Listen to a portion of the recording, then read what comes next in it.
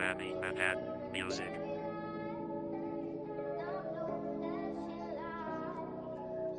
The masculine honor the immaculate feminine. The children are monuments of the element. We mastered articulated development. Still we cornerstone that we all about the Benjamins. The holy man trying to disassemble the hologram. A sacrificial lamb that killed itself to be born again. Know the refined lines of the supplement that I hypervent. Come and learn from the hooligan. Confiscated the ruler's pen. I'll rewrite history. Watch the way that I make it spin. I turn the ashes of men and tears to an island. All without trying and recreating the world you in. I did it for real. You just journaling. They created the madman for destroying my homeland, killing trigger happy cops all in front of the dash cam. Some of us are wishing that they were born as a white man. I'm revelation in the animation. My repertoire ruin your reputation.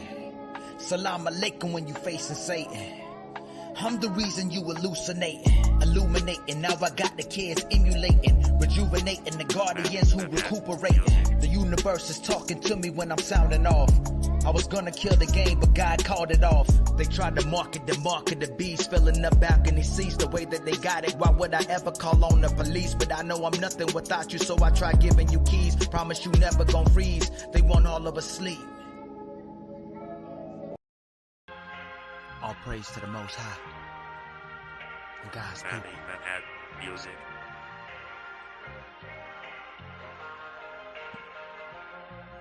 Yeah.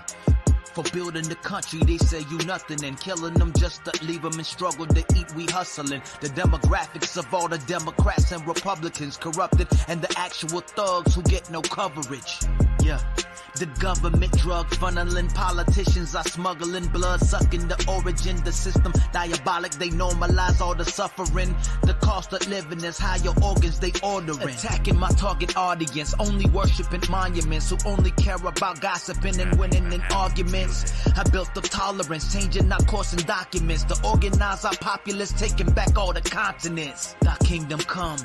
That will be done on earth as it is in heaven. That's why I got me a gun. It was written this day would come for the hoodlum. No more shooting my people. You know how the West was won. We came off the spaceship, gave life to the caveman. In return, he traded us on a slave ship. And now our energy rule the radio station. Folk mental enslavement, cause they know that we sacred. Salute to my soldiers and queens, we on pursuit. When we rioted, loot, we gotta build to produce. Institutions and schools, the knowledge power that fuels the DNA's molecules, the synagogue of the Jews. We always dropping Jews. Yeah.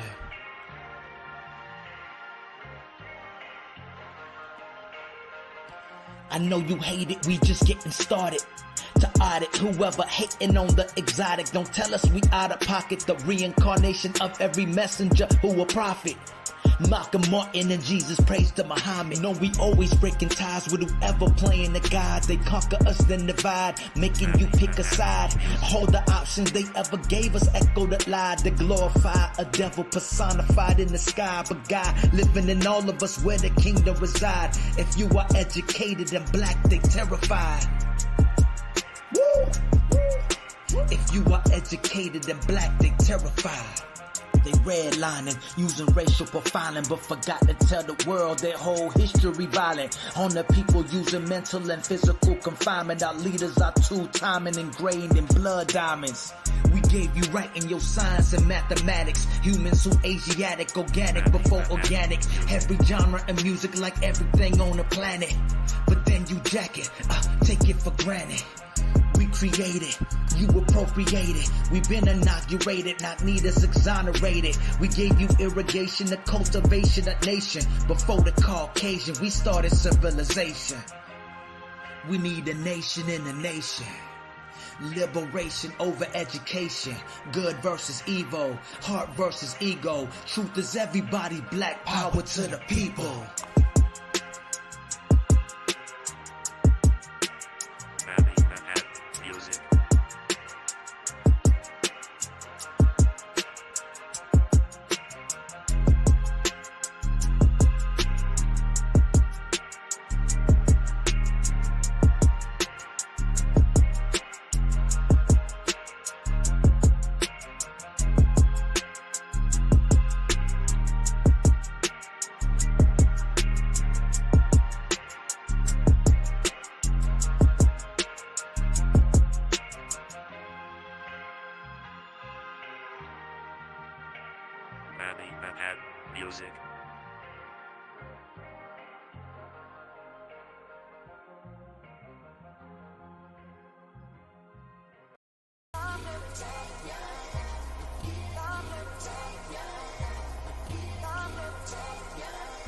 This how it's gotta be. Look, I guess I'm about to make another sing-along, knowing from the jump that I was the one that did it wrong. It should have lasted, but the world plastic.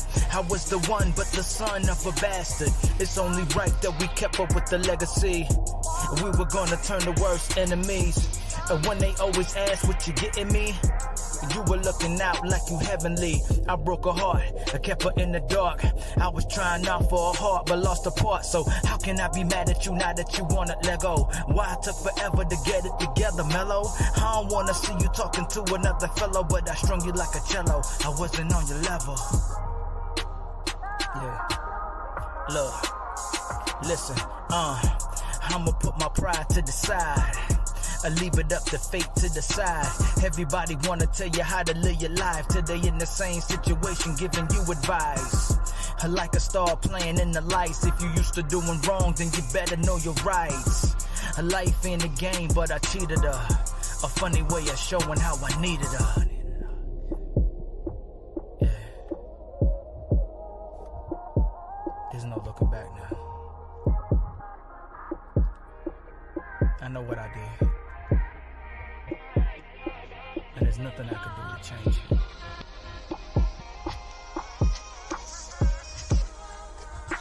I'ma make it up to you. Yeah. Love. Yeah. Love.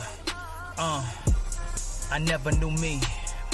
I never knew what the touch of a woman can do only when she is giving it up. What it mean to be in love if it wasn't what it was? All of us are doing drugs. Nobody love anymore, so we love till it isn't enough.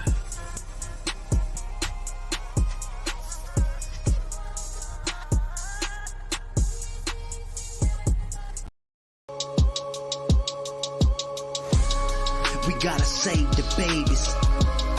We gotta save the babies. And if we don't, we'll have a race of babies that will hate the ladies that make the babies. We gotta save the babies. We gotta save the babies. And if we don't, we'll have a race of babies that will hate the ladies that make the babies.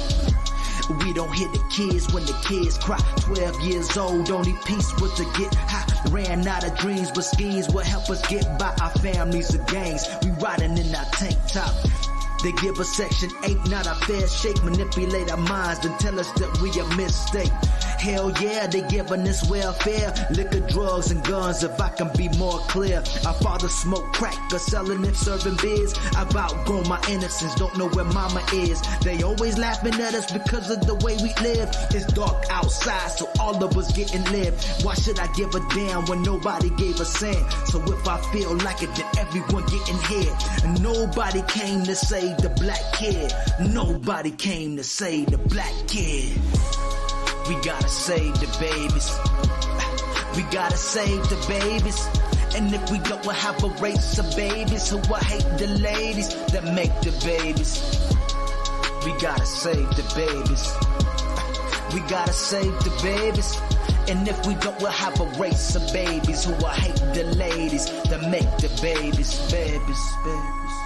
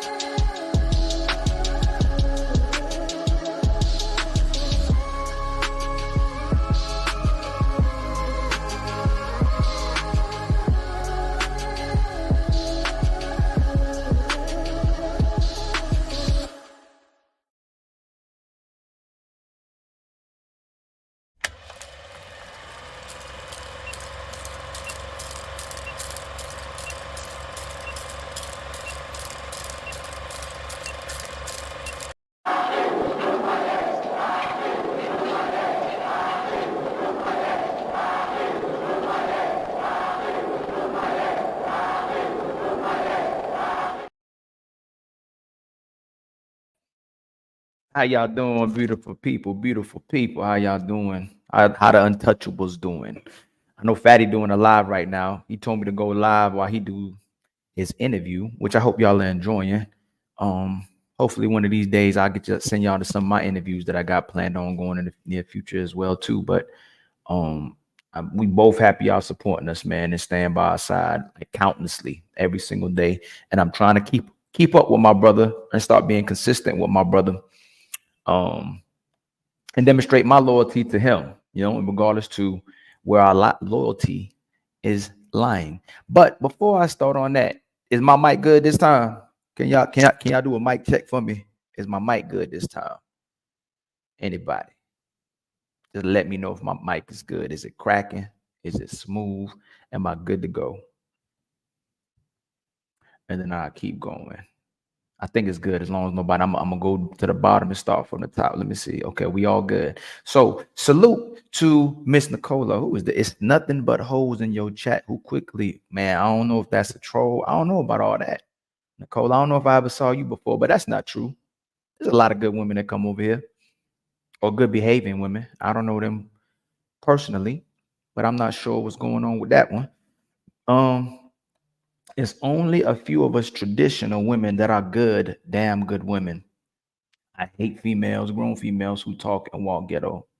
Yeah, we all got to do better. I got to do better. The brothers got to do better. The sisters got to do better in demonstrating loyalty to ourselves first, and then being able to demonstrate loyalty to each other, right? So if we walk in ghetto and we behave in ghetto, in what capacity that can mean, we all need to do better. But shout out to you for coming through. Worldwide West TV, shout out to you and them flames, my brother. Shout out to you and them flames. I'm gonna get my fingers right with these when I'm doing these chats. I'm trying to get these fingers right. But shout out to you, my brother. Omega Dreads, shout out to you, family. D, shout out to you and your flames as well too. Lady S, I ain't seen you in a while. Blessings to you and blessings to the mods. I hope y'all come through and do your thing. If some of y'all don't have wrenches, let me see who don't got wrenches. Let me try to see who got wrenches, who don't got wrenches. I gotta make sure the people that's always showing support got wrenches. If you ain't got a wrench, man, just press 1. Let me know if you ain't got no wrench. I'll hook you up. Depending on who you are.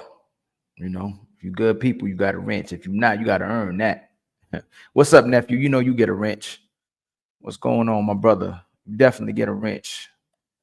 Let's see. God flow. I'm trying to come up with I'm working on a mixtape right now.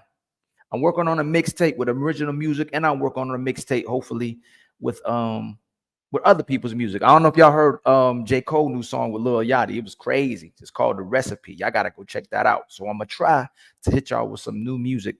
But it's a lot of things I'm trying to juggle with the business, with the coming on here doing live with the family, and the whole different flow of things that's been happening going on my side. I'm trying to do y'all right, man. I promise I'm trying to do y'all right. And then I'm trying to figure out how I'm gonna hit y'all with content. I want to be a little entertaining. I want to hit you with wisdom as well too. But I don't want to be dead meat over here. Some of y'all come over here and just be like, oh man, he just want to give us knowledge. He ain't trying to entertain us. So I got to do both, right? I got to hit y'all with the knowledge. I got to hit y'all with the entertainment. And y'all don't want me sitting here just being like, hey, beautiful people, how are you doing today? Ali is coming with love and peace and nothing else to offer you. Y'all don't want that.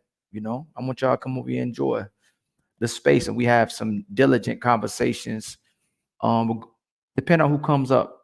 Depend on the panelists, depends on who wants to have the conversation. And if it's good faith conversation or bad faith conversation, the link's down. So if anybody want to come up, you're more than happy. I'm more than happy for you to come up. It'd be my pleasure. Who else is in the building? Nephew, did I let me make sure I put that. Let me make sure I gave you a wrench, right? I think you got a wrench. Let me make sure you got a wrench. Yep, you got a wrench. You good to go. Who else is in the burning account? How you doing? It's always a pleasure to see you, my brother. Always a pleasure to see you. Always a pleasure to see you. Shout out to you. Shout out to you. Shout out to you. Impressive vibe. It's always a pleasure to have you too. Always good to see you. You always showing love and support as well too. Um, let me see. I hope I ain't missed someone. If I missed you, I love you and I support you. But while we get into this, the main concept of the video we discussing today is where does your loyalty lie as a person? You know, what type of individual are you when it comes to your loyalty? It's a lot of things y'all seeing in and out this space where it demonstrates a lot of where people are in their life, whether they're loyal to themselves, whether they're loyal to their family members, whether they're loyal to a cause, whether they're loyal to a God. Um, how we conduct ourselves, the decisions we're making ultimately demonstrates what we're loyal to, and what we're loyal to and where our loyalty lies a lot of times can demonstrate how we will build and how our life can translate to something better, or how we can translate into our destruction. You know, don't nobody want to go through no destruction with their loyalty. And with that lie part, you know, I put, where does your loyalty lie? A lot of us are doing a lot of lying. You know, I could be one of them as well too. Let me make sure I take accountability as well too. There may be some things I may be disingenuous about and not telling the truth ultimately about, that I need to work on. You know, whether it's some things I'm going in my life, whether there's life-changing decisions I haven't made, I need to do better as a person. You know, if I'm starting beef with people in and out of this into this space, I need to rectify if I was wrong. I need to rectify if I was having problems. You know, right now I'm working on things in my life, making sure I'm being a great father. You know, that comes with a lot of baggage. That is good baggage. You know, little. I get to hear the babies. That's some good baggage and good loyalty, man. I love waking up to my son, man, and having a responsibility that I never had in my life in regards to another person. And it really demonstrates true love when you're trying to love someone for their survival versus my own survival. And it's teaching me a lot of things in regards to what the most valuable thing in our life is or are. And it's that life, that when you create that life, there's no greater investment and loyalty than the life that you create and bring in this world to make the world a better place. You know, who we're investing in and how we're treating the people we're investing in ultimately demonstrate you know uh presents to the world what kind of world you want to build. You know, who you put in this world ultimately is showcasing what type of people we're bringing into this world. You know, you determine that by the children you have and the people you around and the people that you invest in. We demonstrate what type of world we want. But again, when it comes to the loyalty, you know, what type of relationships are you creating? You know, are you creating healthy relationships where you can communicate with people and you can have constructive criticism and someone can challenge your point of views and someone can challenge who you are as a person just walking into the building? You know, just their presence alone challenges who you are as a person. You know, are you do you have a healthy way of conducting yourself and being able to handle when someone challenges who you are? And can you cultivate understanding and being able to transition to someone else as a person? You know, can you do that? Are you capable of doing those things? You know, you have to challenge that. You know, are you going to be loyal to being a good person, or are you going to be just loyal to who you are, to who you are and what fits your narrative, you know, and what fits instant gratification and what ultimately can create a room and doorway for narcissism, a narcissist, excuse me. You know, if you just solely focus on yourself and no one else, you're going to end up pushing everybody away from you. And you can't be upset to where their loyalty lies. You know, we have to be people that we able to invest in each other and being able to build with each other. You know, I hope that makes sense in any shape or form. You know, who you being loyal to and where you being loyal, where your loyalty lies in your life is ultimately going to create a great life for yourself, or it's going to be destructive. You know, you don't want to be out here in no wars, you know, fighting people all day long, arguing all day long, shots, shooting shots at people, destroying relationships with whether it's your brother, whether it's family members, whether it's co-workers.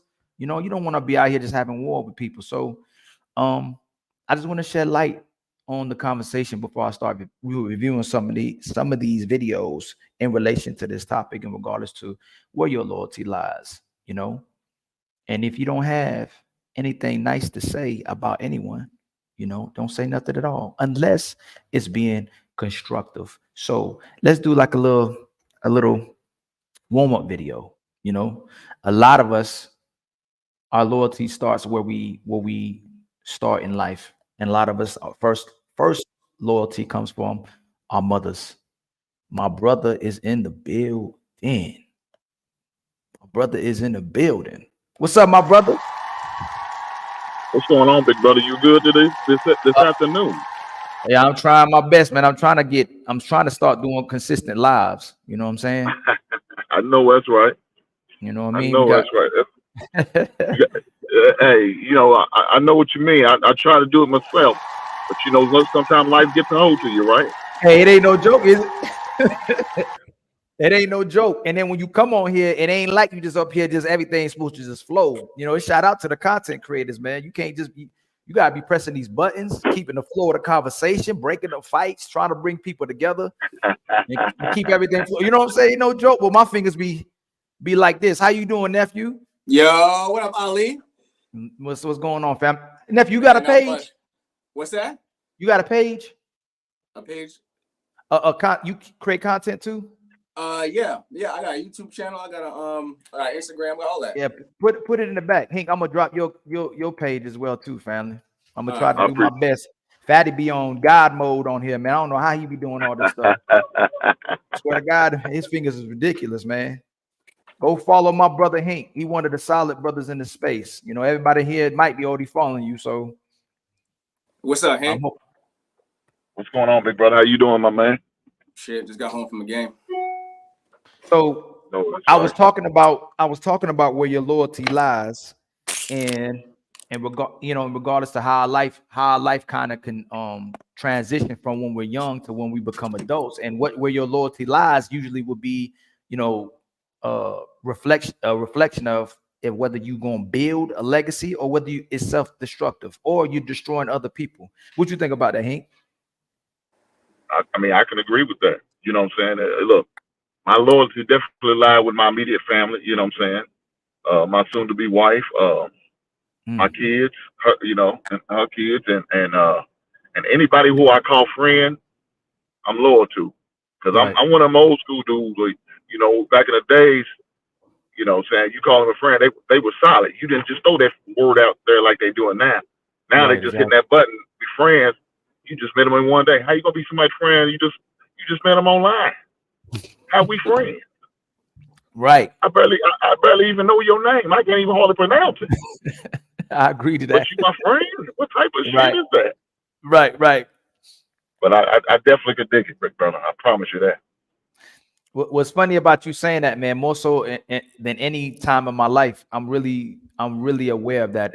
Who I'm saying is friend, and who I say I love, and who I keep in my circle. You know, like if you're not reciprocating anything that I'm sending your way, if you're not bringing peace into my life, if you're not adding in no shape or form into my life, and I don't mean like I'm being able to use you. I mean like when you come, at least you left me how I was. You either added to my life or you didn't try to do nothing that was detrimental to my life. I think as we mature as men, that's where I've come to the conclusion as well too. You know, how about you, nephew? Where you at now in life? Yeah, because if you're not adding to my situation, you're subtracting. It's simple math, you know. Right. You know, we all have a lot to lose, and I can't deal with anybody who doesn't have anything to lose.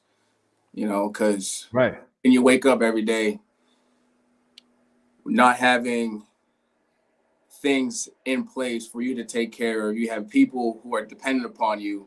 You have people who are counting on you to wake up every single day and handle your business. So if you can't do that, then what can I do with you? Right. You gotta watch where you cash your diamonds too, or in pearls, right? Them diamonds is very important. You know, what you doing with your diamonds is important. You know, I talked to this little fella the other day, and he was saying, what about diamonds? And never waste your diamonds on a hoe. He said, never waste your diamonds on a hoe. A little kid. I was talking to that little kid right there. He said, never waste your diamonds on a hoe. Yeah, look, I can't disagree with young blood. What you think about that, nephew? You think you should waste your diamonds on the wrong person? Fuck it. If I don't waste my diamonds on the wrong person, how am I know if I'm wasting them on the right one? Yeah, true. That's how I should start. But what if you keep giving your diamonds to the wrong person? Is it their fault or is it your fault? At some point, it's on me. Right. Right. True. True that. Hink, how about you, man? How old were you when you started realizing like you couldn't like either change people or keep people giving people the same thing over and over again, accepting a different result? Like how old you think you were when you came to that conclusion? Man, I think I was at that 30 mark. When I hit 30 years old, I realized, you know what I'm saying? When I was 30, because, you know, I was telling my lady other night, it seems like every 5 years, I feel the change. Right. And I feel like I got more wise, and I realized how much growth I have made over a time period. I hit that 30 mark. My tolerance and the bullshitting, I ain't with it no more. And I realized I'm not gonna waste my time with those who are not looking to, who's not looking to do something positive or uplifting, or is going to be beneficial not only to myself but for the greater goal. You know what I'm saying? So. Right. Do you think a lot of people, when it comes to loyalty, though, when we being loyal and being friends and having family members of the people we love in our life, should someone be able to correct you and challenge your way of life if you're doing something that's hurting yourself or hurting other people around you? Oh, for sure. I mean, look, I don't have no problem. Ali, a stranger could correct me if he sees fit. Right. If I'm doing something wrong, and as a man, I got to accept that, right? If he brings it to my attention, you're not moving right, though. I know you don't know me, but I seen how you've been moving. You just ain't moving right. I'm gonna listen. I'm gonna pay attention. I'm gonna hear what he got to say. And now I got to do some self-evaluation. Right. What is this guy talking about? What is this lady talking about? Why is she saying that? Why are they saying that? You know what I'm saying? Right. And then I move accordingly. Look, I don't think nobody should ever feel like they're above reproach. You know what I'm saying? If you do, I agree 100%. guess what? I can't rock with you, because now that lets me know you stubborn. You all into yourself. You're not fully trying to get better.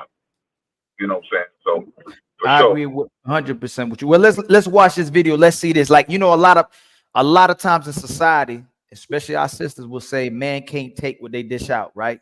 I want to see what y'all think about this video. Take one step back to this idea that men can't take what they dish out. That's one of the, like, it's one of them things that sound good, but once you start to really unpack it, it's low-key dumb, because a lot of people can punch hard that can't take a punch to the jaw. I don't know why people think the ability to inflict pain is somehow reflective of the ability to take it. Like when we talk about this thing where men suffering in relationship, it's a whole lot of women that take up a lot of emotional space in a relationship, but couldn't take it at all if a man started to assert his space emotionally, which is why we get called sassy now, right? Men are attempting to hold emotional space in relationship, and because we do it, we sassy. But you can punch hard emotionally, but you can't take it. So this whole men can't take what they dish, bro. Who likes to be in pain? Who likes discomfort? It's one of them things that sound good because the women who've been affected can collectively come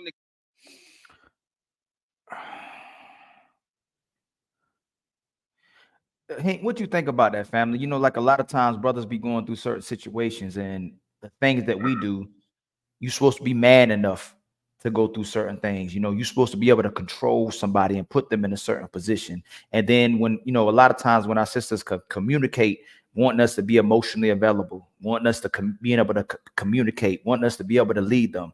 A lot of times when we do all those things, it's the double-edged sword, right? If you don't do it, you're not a man. But if you do it, it becomes toxic. It's like the only time a lot of our sisters want to hear or communicate certain things if it's something about which way they want to go. And again, I'm not talking about all sisters. Hank, I'm sure you know what I'm talking about, given the space we've been in and things we've seen in this space. It's like if they ask you to tell the truth, if they ask you to express your emotions, if they ask you to lead them, when you demonstrate all those behaviors, I mean, all those characteristics of what they're asking of a man, it's like it's not good enough if it's not what they care about. It's not good enough. It's not if it's something if you're not saying what they want to hear, you know, and if you're trying to lead them and be authoritative and take control of the situation and be in control as a man, it's like you being controlling, you know, but you're demonstrating good leadership skills. You know, what do you think about that? About the fact that, you know, we are able to communicate certain things to sisters. Excuse me, we can receive from sisters, you know, their emotions and what they tell us. But do you think they can take what we dish out when we ask them to be accountable? You know, I spoke on this, man, on multiple panels many of times, man, and saying what you know, talking about what you're talking about, and especially what the video was saying. You know, ladies got to be careful. If they really want a leader, then you're gonna get a leader. If that's what you're really looking for, but you got to be open to that leader. You got to be open to what leadership looks like. And so a lot of ladies say they want that, but the reason why most of them say they want that because they never seen it. They don't have no understanding of it. Because when it's really in their lives, now some of them feel differently, especially when they wasn't raised around that, or they never seen it in their family nowhere. They don't have to just necessarily be in their immediate house with their father and their mother, but maybe a grandmother and grandfather, or maybe with an aunt and an uncle, or maybe with some cousins that are married. Right. When you see those type of things, you see the dynamic of how a man is leading his wife. Is that what you really want? Can you handle that in 2023? Right. Because a lot of these ladies want to be independent. They want to be on their own. They don't want to feel like you could tell them anything, control them, dictate. Or another thing they hate what they say, grooming them. You know, that's such a dirty word, and that's Crazy, sad that man. we made it a dirty word. But that's not always the case. That's not how it was originally for. When you grooming, you're educating you. So if I'm trying to learn you as my lady, and you're not really willing to learn, then you're not really ready for leadership. Right. You're not. You say you are with your words, but your action says something differently. Right. I agree 100%. I agree 100%. What you think about, nephew? Honestly, I don't know. And I'm not going to sit up here and try to tell you something that I don't know the answer to. I do like what y'all had to say about it, though. Well, how when you moving in life, though, do you think that a lot of times when you having dealings with someone, whether it's your well, we talking about women, so we addressing a woman. A lot of dealings you have with women, are they able to take what they give you? Like if they're asking you for something, if they're asking you to listen to them, if they're asking you to listen to their emotions, and when they express themselves to you, or do they listen to you when you express yourself? Or is it only a one-way street? When you express yourself, when you tell them what you need, when you tell them what you care about, when you tell them the truth, is that a two-way street? Is that listen? No, she don't listen to me. We all looking for the women that listen. Right. Y'all found it yet? Hink said he found it. How about this, Ali? In 10 years, we're gonna revisit this question and ask me if I found a woman that listen. I'm gonna tell you my answer in 10 years.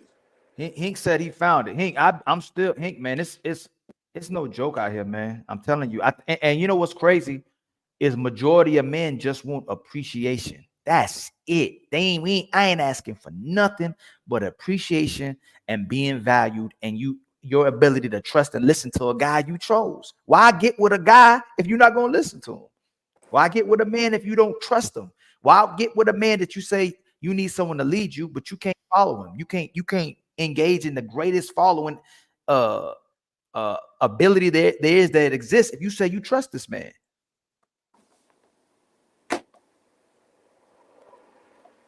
I'm trying to figure it out my damn self. I mean, it's getting. I mean, we know a brother coming up here. He ain't got no problems with that. He ain't never got no problems with that. What's going on, Shamar? It's good. You goddamn right. I never have a problem with that. I know.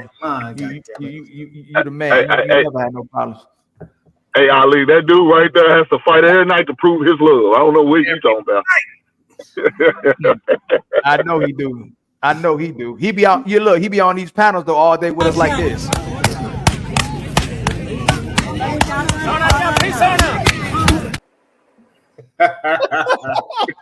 He be on these panels all day. He fighting the man, not telling him he's wrong. Just saying like we've had so many different experiences. He ain't never seen it. What's Ali, going on? what's going on? I just seen him this morning. I mean, he was way off. Hey, I be just trying to get my point across, but when the truth comes out, sometimes it just hurts other people's psyche and their feelings and their emotions. It just hurts them. All I just try to do is give you my point of view, my perspective on how I see things, because you can have an electrician, a plumber, and an HVAC technician all walk into the same room and they all see three different things. That's all. What Sharon means by that is That's real as fuck. Hey, yo. that's what Sharon means when he says that. It's the craziest thing in the world. Sharon, was you watching Fight Club? Yeah, look, I was on that. Well, I was on that, the last part of it, and Sharon was fighting, but he was taking L. Keep defending these New York rappers, these East Coast rappers. He don't want to give the credit to the South. I don't know why. Yeah, it's crazy. Salute Crown Prince. It's crazy, man. It's crazy to me. He thinks 2 + 2 is 8, and it's 8 because he say it's 8. You can make anything you want to make out of scratch with numbers. It don't matter what it is. And he think that if he did the same thing Michael Jordan did, he could be Michael Jordan. You goddamn right. That's that East Coast bias, man. That's that East Coast bias. Shimmy on them. But Sharon, it's a difference between skill and natural talent, man. The people, you know what? When we were younger, all that stuff the coaches were telling us, you can do whatever you believe you can do. If you work hard, you can be Ray Lewis, you can be a Kobe Bryant or Michael Jordan. That was a lie. It wasn't it is a lie. Because most of the people, hey, show me all these people that are certain size that's in the NFL that's 5'3", 200 pounds or 5'9" in the NBA. No, you have to have a certain skill set. You have to have a natural. You have to have natural talent. That nigga's not in the league no more. You can't teach. He's an MVP. Isaiah Thomas, Patrick Beverly. You know, the other dude that's I forgot his name, Jose something. He be going around stealing people balls. He's from Queens. It's definitely possible, but you have to work very hard. The problem is that no, it's not an abundance of them out there, of course, because nobody want to come to the fact of how hard they have to work. Once they see that road that they have to go through, a lot of people are not willing to actually go through that road and the sacrifices you have to do to actually get to whatever level it is that they think they could afford. So like somebody like Patrick Beverly, he went overseas and had to pay $1 million to get out his own pocket to get out of his overseas contract just for a chance to play in the NBA. It wound up happening and it worked out for him, but that could be a tragic story as well. But I'm not disagreeing with you. Like a Muggsy Bogues. It's exceptions to the rule. You're not gonna have a whole league full of Muggsy Bogues. No, he had a rare skill set, and there were certain talents he had, but he was just extremely short. Same thing with Spud Webb. There's certain players that can defeat the odds, but most people is gonna get to the NBA and NFL because of raw talent and natural traits. Ron, most people's skill ain't not just gonna take them there. You know why I believe it's different? Because most people that actually make it to these colleges and then to the next level is really more politics than a skill set, because people want somebody that's coachable, because it's a lot of talented brothers. Black, white, Spanish, it doesn't matter what color. It's a bunch of them that is at the level, at some point, they all at the same level. However, they're not all coachable. If that attitude does not fit the team's attitude, they are done. That's not the point. If you got a team full of 5'9" players playing a team full of 6'6" players, who you think gonna win? Typically, I would say the 6'6" because they're more well-rounded to play all positions. The 5'9" players, they probably a bunch of guards. Instead of the 6'6", they could play multiple positions. So like when you put it into that extreme, I would say the 6'6" people. That's not even an extreme. No, that's extreme. That's the reality, Sharon. That's not a reality. There's no such thing as a 5'9" center. No, that's not even what I'm talking about, Sharon. The reason why majority of people above 6 feet in the NBA, because people who in the 5'5", 5'8", 5'9", they can't compete with them because of height. I don't care how good you are. It's hard to compete with a dude that's 5'5", 5'9", trying to shoot a ball, and a dude might not even be that. He might even be better than you. He's 6'6" and already be able to throw your ball right over the trees, Sharon. You're a liability on defense. You're a liability all day long. I think it really sounds good. However, people are not willing to put in the work to actually become that level to compete at. Yes, when you're a certain height, you just say, you know what, this sport is not going to be for me. That's what most people do. They say, I'm gonna go play soccer. I'm gonna go play baseball. They figure out a long time and they take themselves out that game because your skill level will. I would agree with that part that your skill level have to be much more superb than their natural skill. Okay. Or their natural talent. Let me get back to the topic, Sharon.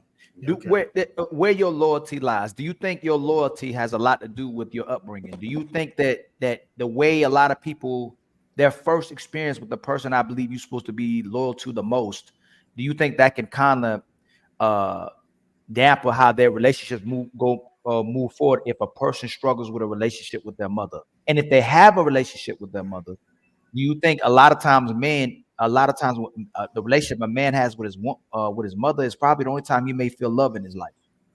I think grown men that have too strong of a bond with their mother, they probably have a bad relationship in the bedroom. And then romantically, I should say. That's probably the better word. Because I believe that you need to break away from your parents to become your own man. And so you can start moving and seeing what fits and works for you. Because if you allow your mother to vet out your girlfriends, it's probably not going to be a good look for you. You just said two different things. You sure did, Sharon. You be dangerous with this. You just said a man might have problems because he's really close to his mother. Correct. I think so. And then you went on to say a man will have problems if he uses his mother to vet the women that he's dealing with. Correct. That's the same thing. So if a man is really close to his mom, right, he's going to have a problem romantically because he's going to allow his mother to influence his picks. So she's going to pick something that is more of her liking instead of what is better for him. Huh? You mean negative? You mean negatively close, or do you mean close at all? You can't be You're telling me someone who's extremely close to their mother. You're saying most men that's extremely close to their mother are going to have bad relationships with women? I think so. So, All right, go ahead, nephew. So if me and my mama ain't tight like white on rice, yeah. Therefore, by your logic, I will have a better relationship with my woman. No, you have a worse. I think you would have a worse relationship with your mother if you and your mother is white on rice. That's what I'm saying. The closer you are with your mother. So if you're not close with your mother, you're gonna have good relationships with women. I think so. Oh. Dang. Oh my goodness. Sharon, it's very new. It's almost like you're going against like logic and reality and nature. If someone's extremely close with their mother, they typically can have great relationships with women. They'll be more loving and more have the ability to connect with women because they connect with their mother. If they're struggling with connections with their mother, if they're struggling being able to express their emotions, what they learn from their mother, and learning how to view women in a good light, they're going to struggle with relationships with women. I disagree. I think men that, for lack of better words and term, men that strip themselves away from their mama's titty, they typically have better romantic relationships because they go after what's best for them instead of what's good for what their mother would think. But you're talking about it's one thing. I think if you said a man had a unhealthy relationships with his mother that was close, I think I could be like, okay, I understand what you're saying, where he's dependent on his mother for everything and he relies on his mother for everything. And he has an unhealthy connection to his mother, where it's hard for him to disattach from his mother. And every decision is made based on what his mother thinks that could be detrimental to his life. But to just say a man being close with his mother is going to negatively impact his relationships is very disingenuous, and it's irresponsible to say that. No, so you said extremely close to his mother. So that's the words I was going by for the words that you actually used. You said extremely close to his mother, and then nephew agreed and said white on rice. Those are extreme cases. Those are not just saying, hey, me and my mother, we go out on Mother's Day and Thanksgiving and we chill. I talk to my mother and see if she's okay. Those are different. That's a different scenario. To me, that sounds more like a healthy relationship. I speak to my mother. I make sure she's okay. But white on rice, homie, extremely close, I think those are examples where a man would have tremendous problems in a romantic relationship. Hank, were you real close with your mom? You weren't real close with your mom? You're on mute, Hank. You're on mute. No, I wasn't close to my mom. I'm sorry. I was close to my grandmother. You were close to your grandmother, right? Yes, sir. Did you think it helped you to form healthy relationships with women, or do you think it hurt you having healthy relationships with women? Well, it helped me because I got to see her and my grandfather interact. Because my mom and my dad got divorced when I was 10 years old. So, but you know, up to a bit before that actual divorce, there was a lot of rocky roads. So that's why I ended up over my grandmother's, because my mother, my parents didn't want me to see all of that, and it was like annually. I mean, not annually, like regularly. So yeah. Right. So what Sharon said is that men who are close with their mothers, extremely close. No, we said close first, but we'll add extremely close too. We'll add it. We'll add it because you said close. He said if a man is close, extremely close with their mother, he's going to have negative experiences with women, versus if he's not extremely close with his mother, he's going to have healthy relationships with women. Yeah, I said because he's not going to be able to his mother's going to be too involved in his picking of a woman. And we all know that if you really want to choose a woman that is extremely good for you, you got to break off of that parental things, because you got to see what's good for you. Because your parents might see optically what's good for you, because that woman's going to put a great foot forward when she comes to the dinners and the barbecues. But actually, in a romance, is a lot more nuances to it than just what is optically seen by the parents. But I don't think you have to take that. I don't think there's nothing wrong with your mother's input, right? Your parents' input. But at the end of the day, you're gonna have to make that final decision, right? I mean, because you know, sometimes we could be blinded, but whether it's over her beauty or just lust, period, or just whatever the case may be. But your mother may see them blind spots that we're not seeing because of those other factors. Your father may see those other blind spots because of other factors. He may see it because, hey, I was in the same position with your mother. Right. And yeah, I know what you're going through. Thank you. I like that point, because see, now I agree with you with the father point, because a lot of times a woman, she's going to be sympathetic with another woman. Yo, Sharon, so does that go? So does that apply for the same? If my relationship is tight with my daddy, does that apply to the same relationship with my woman, or is that? I don't think so, because I think most fathers want to see their sons better than them. I think that is the only relationship where you see a man what actually wants to see another man better than him is a father and son. Wow. I've never. I just don't. I don't see. I was close. I mean, I had a close relationship with my grandmother. I had a close relationship with my aunts. I had a close relationship with my mother. Closest relationship in the world. And how long have you been married? How long have I? Oh, you're defining me being married on if I can have healthy relationships with women? I'm just curious. I've never been married because of what we're talking about right now. It ain't because I can't have a healthy relationship with women. It's because of the state of women in today's society. That's what nephew was talking about. All I'm saying is that for example wise, if we just go on by examples, you're extremely close to a lot of females in your life. Me and Hank was not extremely close to a lot of females in our life. And we both married for a long time, and we've been through ups and downs, and we got a woman by our side that we can say, you know, and have a positive outlook on women. Where sometimes when you talk, when you allow the rhetoric to go in, it seems like you don't care for women the way how you actually do. Tell me how. Give me an example how. From the way how your speech is, the way how you communicate, it seems like you have a disdain for women, even though I know personally from seeing through the BS that you actually do enjoy women, but you allow the rhetoric to make it seem like you have a disdain. What's the rhetoric? What's the rhetoric? You be saying a lot of crazy, man. You be saying a lot of crazy that make it seems like, again, give me one. Give me one thing. Give me one thing. Oh, I want to say something. Go ahead, nephew. Say something. No, nephew. Don't let him get out of it. He's trying to get out of it. An exact thing that he said. He want an exact thing instead of so egregious. Conversation. Go ahead, say it. No. Sharon, it's your turn. Nephew's being silent. He's being patient, so you can tell me what that one thing is. Just one.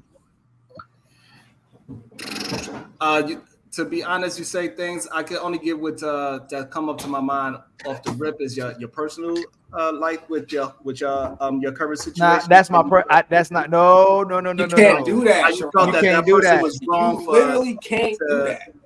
With a person expressing someone did me wrong is saying that I have a disdain towards. It's saying no. You give me detail. You say I say a lot. You say I say a lot of things about women. You didn't say anything about mine. So that's what I'm saying. Actually, give me one. You do, because you want me to give you on spot. Like I don't, I'm not prepared to give you a exact example because I wasn't, you hit me up, you said come through, so we're just having a conversation. They do you like that too, Hank? I gave you one, but I gave you one. I just didn't want to bring up personal stuff, but I gave you one that is an example of you sound like you have a disdain for women. You do sometimes. And I asked you to give me. You said women, right? Then you went to use my personal life, which is okay. But you said women. So what is that I'm saying about women? And you can't give me examples. We have plenty of conversations where you be saying. Right. Tell me the one thing. And it sounds like, because like I said earlier, I don't think you actually have a real disdain for women. However, the way how you talk and the rhetoric that you use when you agree with certain so go ahead. Points, go ahead. It sounds like when you agree with the red pill, sounds like you have a disdain for women. To be exact, I don't. Give me the one thing. I can't give you one thing right off the rip because I'm not trying to discredit you. What? I'm not trying to discredit you. Okay. That don't. Hey, Sharon, come on. That's what people do all day. There's certain people that do that in this space. Sharon's a true politician. Yo. Hey, dating to marriage support. You subtweeting, nigga. Hey, do I hate women? Do I have rhetoric that shows disdain towards women? Come on, man, that's crazy, Sharon. You can't even say. He can't even say one thing. Hank, it's crazy, Hank. It's crazy, man. This is the dangerous. The dangerous part about not only on YouTube or off YouTube, where men will even support a certain narrative like that. If you even heard it from a woman, I don't. Who even get that narrative from? Sharon, did you get that from other people? Or you just came up with that narrative when you said you know the difference. Oh, he gonna do one of them things. It's just crazy. It's. Where did you? Because I'm still waiting. So Ali, are we saying that other people do not assume that from you? And I'm asking you, no. There's certain people that do, and they can never give me a reason. It's the same thing they did. They did the same thing to Kevin Samuels. They say it's. I said that I don't believe that you do, but the rhetoric that you promote, it makes it seem as if you have a. What is the rhetoric? Right. So what's the rhetoric? Sharon, you be doing this. Is why we be doing this. The reason why. Okay, so you usually go against what women want to talk about. Whatever it is that they talk about, you go against a woman.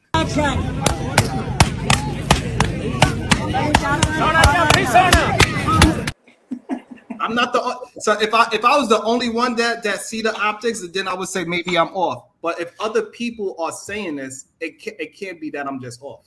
Right, because look, if we sit here and have a conversation about what men should do, you all about it, Sharon. These niggas weak. They mama, they was too close with their mamas. They need to be more responsible. They need to be leaders. But as soon as we change it back to women, then you say because a man addresses women who are misbehaving, women who are mistreating women who not conducting themselves in a manner as a lady, then you're saying it's the rhetoric. So is it because I'm saying something about women who don't move equivalent to a lady?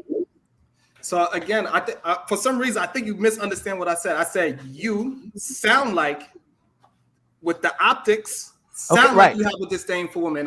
And I said that I don't believe that you actually have one. That's what I said. And then you asked me to clarify why do I see the optics as that, but I'm not the only person that see the optics like he did say that. So I think that's the part that you gave me. And I just asked what was the rhetoric. That's all I asked, man. That's all I asked. Just one example of what the rhetoric was. And agreeing with all the red pill talk about, because I don't want to use your personal example, your personal situation. You said women because you said women. Because you use a lot of red pill talking points to seem, and it seems like because you don't really get a chance to get out your full point, and it seems like you are actually bashing women instead of actually the words that you are using are to promote better and healthier relationships. It doesn't seem like that. Hank, you think that, my brother? You think I'd be bashing women, my brother? No, again, I didn't say you bash them. Now, I don't know about bashing them. I don't think you bash. I think you give them hell, and there's times where you should, because it depends on the conversation. Look, I guess Sharon, if I'm coming to a friend as a brother, I'll say, hey man, these people are saying, Sharon, can you be honest with me? What did I say? Give me one example so I can evaluate and maybe make some adjustments. You know what I'm saying? I think that's pretty much what Ali's trying to trying to do. But look, I'm gonna say this. I don't know. Some people think I bash women. I have a disdain, a like women, and that's farthest from the truth. All the time, Hank. I know you love women. Okay, so I can give you an example, Hank. My friend Ilkan Ali would say that I'm a simp, but we tell him to give an example of something that I do or say that is simp, and she cannot give it. So it's just the optics of how he's looking at it, because it's nothing that I say is simple. I probably bash women more than Ali. I told a woman she need to comb her hair. I call women hoes and all these type of things. He don't even use this type of language. However, he would say that I'm a simp, even though I don't display any kind of simp activities. Okay, well let's play. That's the optics of what they're trying to paint. Let's play a game. Ali, give him one example of why you think he's a simp, and Sharon, give him one example of you think he hates women. Yeah, do that? I like this game. Go ahead, Hank. Do that? Can we do that, guys? All right. Who wants to go first? Sharon. So Sharon, typically when we speak about men, he has a lot of energy to talk about what men should do, what men shouldn't do. When we start talking about women, Sharon always puts the responsibility on the men. He's saying there's something wrong with the man versus what the women are doing. So when I ask him what the women are doing wrong, it has nothing to do with the women. It has everything to do with the man. That's the problem. He always blames the man. So what I ask Sharon, he'll still push back on what a lot of brothers do that do be simping. They'll go, I ask him, I said, Sharon, if you did everything right, you're a great leader, you spot on, you a perfect man, you established, you take care of your responsibilities, you're a leader, and that woman still goes against you. Who's wrong? He'll either go, I don't have them problems, or he'll say the man should have picked better. That's the problem. he never puts it on the fact that the woman did the man wrong. He'll just say it's the man's responsibility. He picked wrong. He should have vetted better. He should have known where he was. So now I would say this: what's the definition of simp, and how does that relate to the word simp? Who? Say that again. What is the definition of simp, and how does your example relate to the word and the definition of simp? You are giving women all this credit, all this credibility for being good women, and put the onus on it that the man is doing problems, but women don't come to your defense like that. You supporting all these women being savage, and none of them come to your support like that. I've never seen when you and either man do what y'all do, ain't no sisters coming out the blue or nut to support you or protect you. You just do it for no reason. No, that's because I'm not a simp. I don't protect women. Who you are you're protecting their image. You saying it's the man's fault. It's never a woman's fault. So I think what you get confused is what the definition of simp is. Who? No, I don't. I'm still telling you honestly. So okay, you tell me from what he just said, is that the definition of simp? No, what he just said was basically, if my bitch cheat on me, I'm gonna tell her sorry that she cheated on me, for. That's still a simp. And your logic, Sharon. Yeah. Oh yeah. Absolutely not. Because Ali, no, I do not defend the women that talk like that. He knows for sure that when tyranny gets on, I tell. Do you realize you got into it with he got into it with Lady Di in the space. He got that's into it with Lady Di. That's how much of a simp I am that I'm willing to push back with a woman that I disagree with. No, he got into it with Lady Di. No, he didn't. What man gonna get into it with Lady Di? And because he already told me because I disagree with what she was saying. And I substantiate why I disagree with her at that because time. she put responsibility on women. Hold on, Ali. Now I think I think Sharon is doing certain things on purpose because now he don't want to give his example. Exactly. Thank you, Hank, for catching that. I'm starting to notice it now. So you keep the question going. You keep making these. You need definitions. Hey, you know what? Hey, Hank. I ain't play his soundtrack yet. Hold on.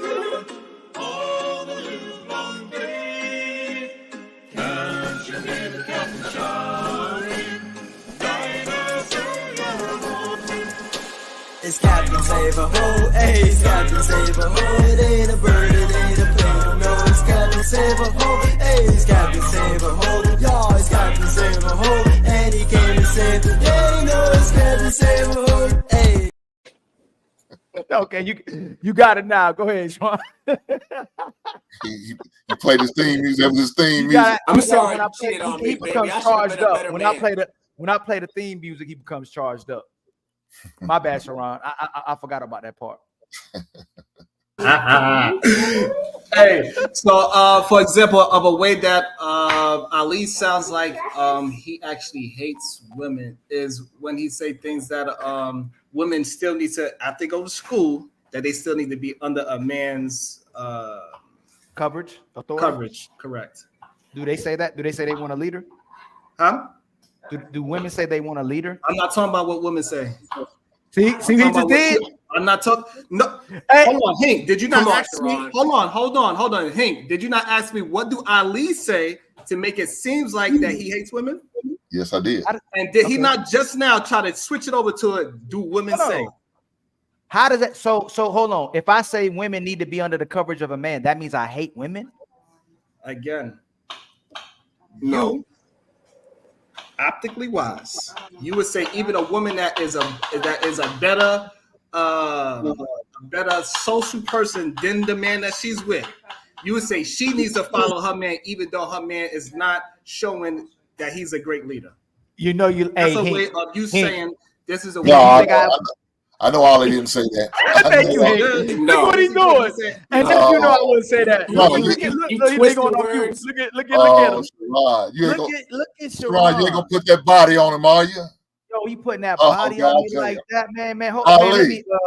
Yo, this crazy, man. Let me read these super chats real quick, man. He out of control, man. This is why I told you, man. Like he out of control. He out of control. Too bad out of control. That's all right, Sharon. I see how you doing. But go ahead, stay on mute. Okay, let's go. My brother Arnold Allen. It's a theory. They seek the feminine love. I wonder what we was talking about when we said that. Who seek the feminine love? Arnold, you got to remind me about that one with the $2 ball. You're talking about the women when you close to your mothers. Well, I agree with that. You should be when you leave your mama. You should want to come back to someone like your mama if you had a good mama. That's the thing. If you have a healthy relationship with your mother, you don't think that's what the foundation of the household is having a healthy father and healthy mother in your household. So you know how to identify what healthy is, Sharon. Sharon, I think that part is true. Yeah, what you just said right there, I agree with that. Damn. Feed that baby. That baby wants some vegetables. Feed that baby. Yeah. Eat that goat. Drink that goat milk. Drink that Marcus Evans. water.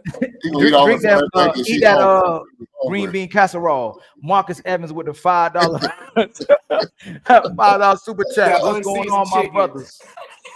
Sharon, you seem like a cool dude and all, but you being goofy and disingenuous. It shows that you're full of Arnold Allen with another $2 ball. Being honest with women is called hate. True. Huh? What you think about that, Sharon? When women ask you to be honest with them, nephew, and you're honest with women, a lot of women don't go, you toxic. That's toxic masculinity. You being a narcissist. You're being sexist. You never went through that before? No. That's why I just lied to him.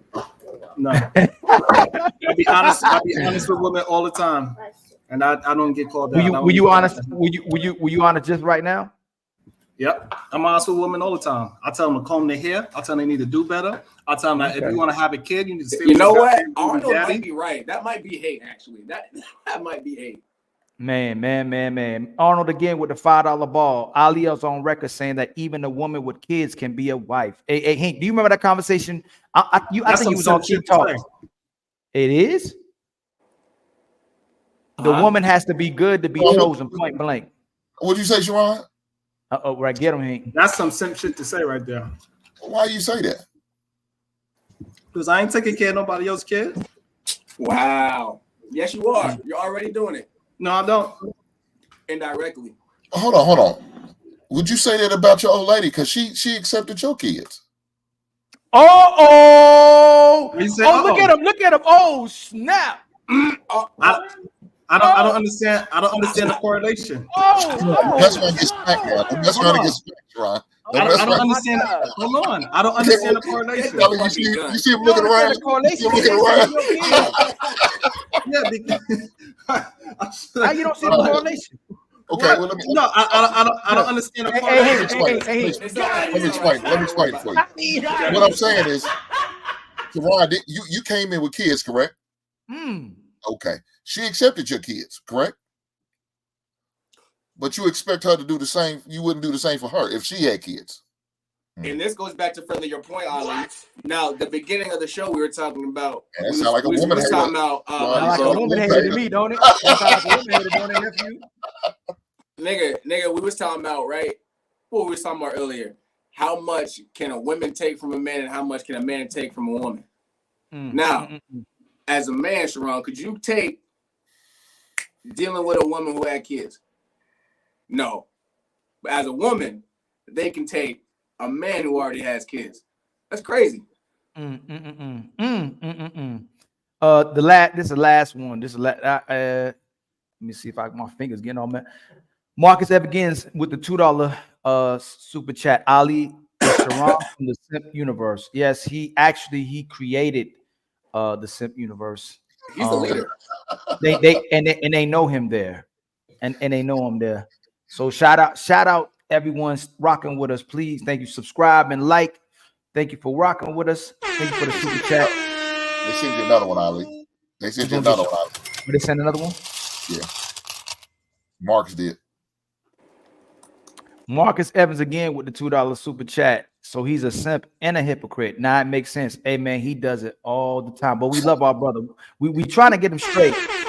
We try to get him straight. Again, what was I a hypocrite on? I never backtrack on anything. Everything. You about to be a hypocrite right now. You're a hypocrite right now, family. Name me something that I backtracked on. Well, look, you sound like a true politician now, Sharon, because you all sure got these double standards now. No, just what's good for the goose is not good for the gander. That's what I'm talking about, double standards. So you're an opportunist. You opportunist. You opportunist. You don't make that poor woman accept your kids, but let her have one child. No woman, you don't stand a chance. God, you don't stand a chance. You don't stand a chance. That's crazy to me, Sharon. Hey Hank. I create baby mothers. I don't date them. Hey, if this ain't, can we put this under the rule of women hate? Can we put that under the rule of a woman hater? That's gotta be a woman hater. That's gotta one. And I'm the woman hater, Hank. This is crazy. And I'm the woman hater. Y'all might have to switch roles. You might have to go to the simp, and he gonna have to be the woman hater. Exactly. he definitely a simp. He said he ain't taking care of you and your kids. He said he ain't taking care of you and your kids, even though someone's taking care of his kids. Yeah, but Ali says that any woman can be redeemed, and any woman is open. A man can have a relationship with if she's cooperative and brings peace to that man. That's what Ali says. So who you think women would think hate women now? I agree. That's why I said the optics of what you look like and sound like is different from what you actually preach. I said that in the beginning. That sound like you was using that against me until when it was convenient. But then when Hink put that camera on you, put the spotlight on you, it was a whole different outcome, man. You feel different now about it now. He said like I was trying to explain to him earlier. I'll curse a woman out. I'll let her know, like, no, you wrong, ho. And he called him a hoe. And he say they're a hoe. God damn. This is getting very interesting. It's getting worse, ain't it? It's getting worse. It's getting worse. Hey, you let someone talk long enough, they'll be eating carrots and lettuce, but everything they come out their mouth is full of what, Sharon? Hey, see, here's the thing. I don't think men and women are equal. So the things that I expect a woman to accept from me, I'm not going to accept from a woman because I don't think we're equal. I'm not right, but you'll say, but do you think a woman think you're being hateful? I haven't experienced a woman saying that I'm hateful towards women now. Do you know why? Because the majority of the time you're supporting their narrative until it's convenient. Until someone puts you what Hink just did, until they put you on the spotlight, you support their narrative. No, the difference is the way how I deliver it. When I speaking to a woman and I'm trying to correct her, I'm being very honest and I'm communicating it without hate in my voice. That's the difference. Hink, do you hear this, Hink? Well, that my dog. Hey, My dog is full of shit. I don't talk my down dog, to man. I like Hey, Sharon.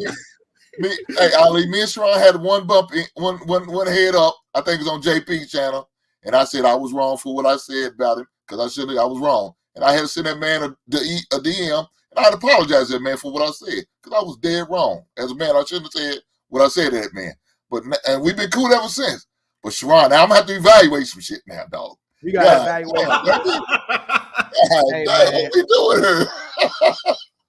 Hey, look, hey, Ali, I might have to step down because I don't want to be a part of this woman hate organization. I don't want to be a part of this. I'm already getting a little slack here and there. I don't want to get accused of being a woman hater. So I'm gonna hit that red X. I'm gonna hit that red X right now. Do y'all hear that? Is it only on my side? Do y'all hear that?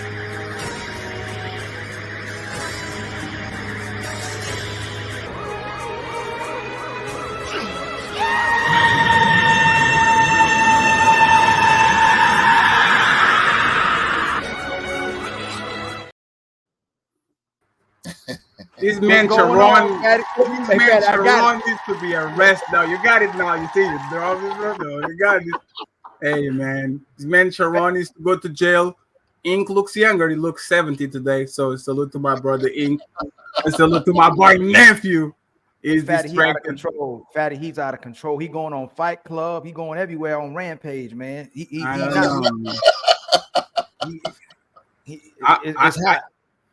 I wasn't feeling safe on the end of Fight Club, but that was Sharon's fault. Sharon doing too much. Hey, Sharon, you ain't never went to a restaurant, your favorite restaurant. Oh, everybody here, Hink, you too. You ain't never went to your favorite restaurant. You order your favorite meal, and you're like, dang, who cooked it? Who in the back? Like it didn't come out the same way, and you got to figure out who cooked your favorite food. You ever been in that position, Hink? Yes, I have. Hey, Sharon, you ever been in that position? Yeah, once or twice. So how you had that argument? Yo, it's crazy. The reason why I had that argument, because the reason why I keep going back to that restaurant, because 9 out of the 10 times I go there, they get the recipe exactly the same. I wonder what the point was. That What's is going on, my brother? Are you sure you want to do this again? Are you sure? I know. The question has it happened? Yes. It was times where they didn't do proper, but 9 out of 10 times the reason why I go back because they hold the same and the food tastes the same. 9 out of 10 times I go back.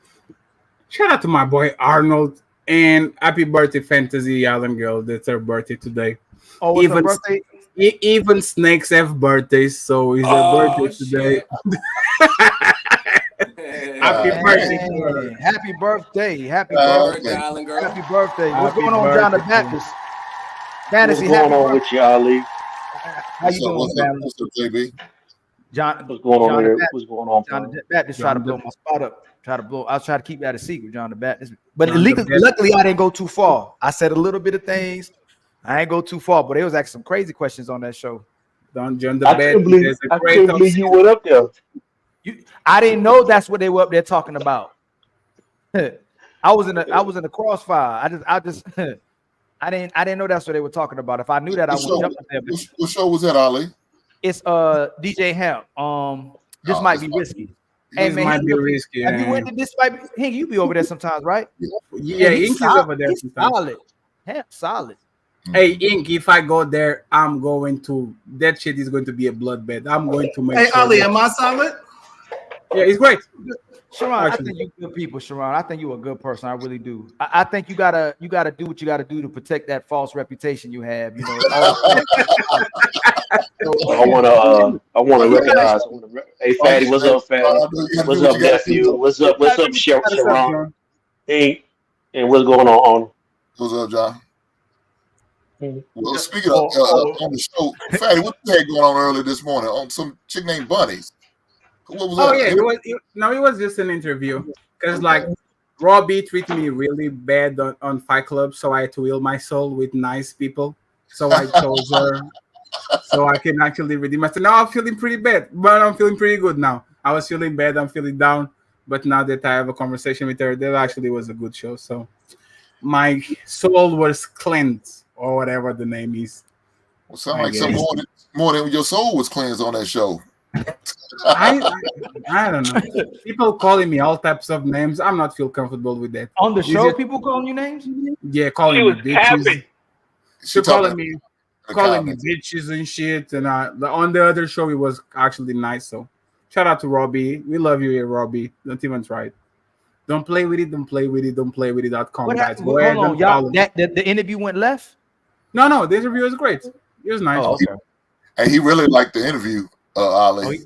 He might have some. Ink, what does that mean, Ink? What are you trying to say, Ink?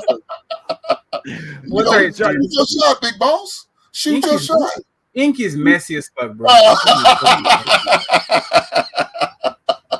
Well, it's all love, my guy. It's all love.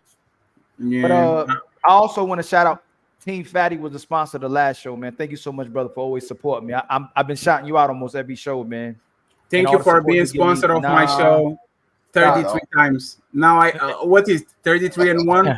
I have 32 times to go. So thank you very much. Yeah, but you still do a lot of things you don't have to do, and people don't give you credit for it. All the people you support in the space that just don't even give you credit for it. It blow my mind, and how the narrative can get changed to what you're doing. But I think Fatty done helped every content creator in the space, and I don't know how many people actually go, "Hey, Fatty helped me."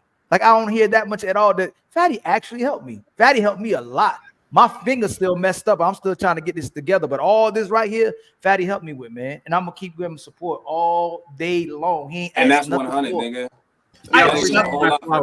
Shout out to Fatty because he be doing a great job. I enjoy. He's one of the only shows I still actually watch because he put on the time where I can actually watch it and join it and enjoy it. So shout out to Fatty. I appreciate the flowers, guys. Fuck you. Let's go back.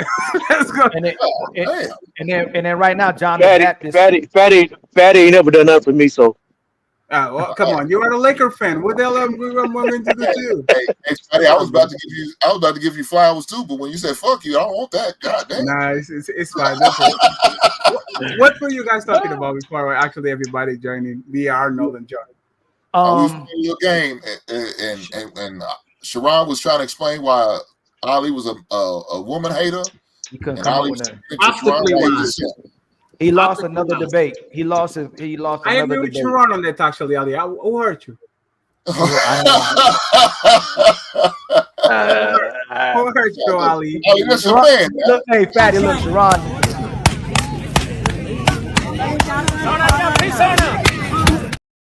Oh God! Sharon came in there swinging. Goes for the. Hey, Fatty might even agree with me for real though. What I said was, Ali seems like he hates women optically by the rhetoric that people portray him as, but if you listen to his words, he actually wants relationships to work. That's what I said. I think the thing about Ali is actions trump words.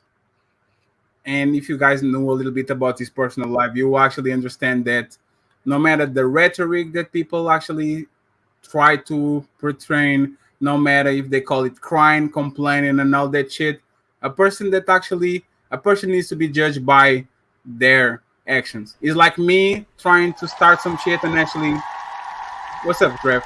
Like we having a conversation and all that, and you see a person on this stage that says all the right things, but you know that they're on their personal life. As soon as you click the red button, they're full of shit. They never comply. They never actually follow through. So what actually matters is offline or the online. What your actions are is not what you say. A lot of people have good game, talk all the talk, and then turn around and they're a piece of shit. So let's start judging people by what they do instead of actually by what they say. Because most of us are full of shit. What makes you, Sharon? What makes you say that in one hand, and then the next minute when Hink pushed back on you, you said everything you had to say could be similar to what you say, except for the whole part. You would call them hoes, but you say you put women in their place, right? I don't say that. So what makes it that when you see what I do, you don't go, hey man, Ali don't move like that. He kind of move kind of like I do, but I just put them hoes in their place. Like you say that, I don't say that. Well, the problem is you move more like a simp than I do, and so that's the real reason why. How do I move like you just said? I don't move like a simp. How do I move like? Okay, watch. No, what I said was I said I don't believe you are a woman hater like people try to say that you are, because the optics look like you are, and the rhetoric that you get involved in, it seems like it, but I don't think you actually hate women. I think you have a love for women and you have a love for relationships. However, the way how you look on the screen, it seems like the complete opposite. So again, how do I simp now? Now you say I simp now. So what's the simp? What's the simp part? The one example that sticks out the most is can you sing a song for me? Can you sing a song for Every me? time I drink a 40. You talking about Genuine? So you trying to say I'm genuine? That's no. Oh my lord! You know what's funny? I saw that guy on The Weeknd, and I was like, "Damn, that's the guy that they talk about. They kind of similar to each other." I never knew what Genuine was. I saw his face on The Weeknd. He actually looks a little bit like you, Ali. Here we go. Here we see how they going. My brother Trev. Yeah, yeah. If you bust out right now talking about in those jeans, if you bust out right now singing in those jeans, I'm gonna crack up laugh. I never saw it. I never saw it to just now. Hey, John the Baptist, right before he had an argument with a woman, she said, let me say what's up to the guest, like I said, what's up to you. Can my guest step through the door? Can he step through the door? Trev, my brother, how you doing, my brother? Everything good, man. How about y'all? How the fellas doing tonight? We doing good, man. I'm starting to promote your content on my page, man. I really support Trev. I think you official, man. Like you got my full support. I don't know. I never even knew about you until I knew about you. And you always see a new face. You're like, oh, here go a dude, another dude. But when I see your content on IG, I'm gonna keep pushing your content. I'm gonna start reviewing your content on here so I can push you as well too. But on that note, my brother, do you ever see me and go, damn, Ali hate women? No. No. Well, firstly, I appreciate the way you feel about it and the support for sure. But what I'll say, I never thought that. No, because I listened to content in its entirety. I'll tell you when I first discovered you. I went on the week behind you when we saw the Princella the Queen Faker. So I was after that. So Trev, you see him singing, Trev? No, he ain't had to sing, man. If I was going to say he looked like anybody, I would say he looked more like Ghost than Genuine to me, for real, from Power, like for real. Nah, I think Sherrod more Ghost than me.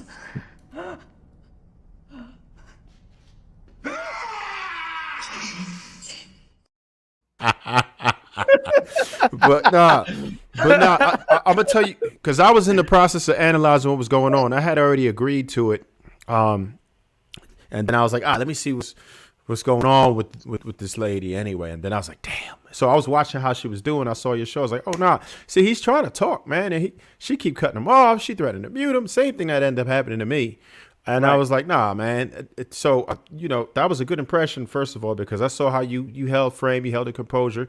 You were congenial. It's nothing that she really could have griped about, because her whole thing is to like try to make men look like they don't know how to control themselves and we're animals and savages and everything else. So right then and there, just how I saw you handled it, Calm Cool Collective, I already knew what it was. I'm like, nah, he about that.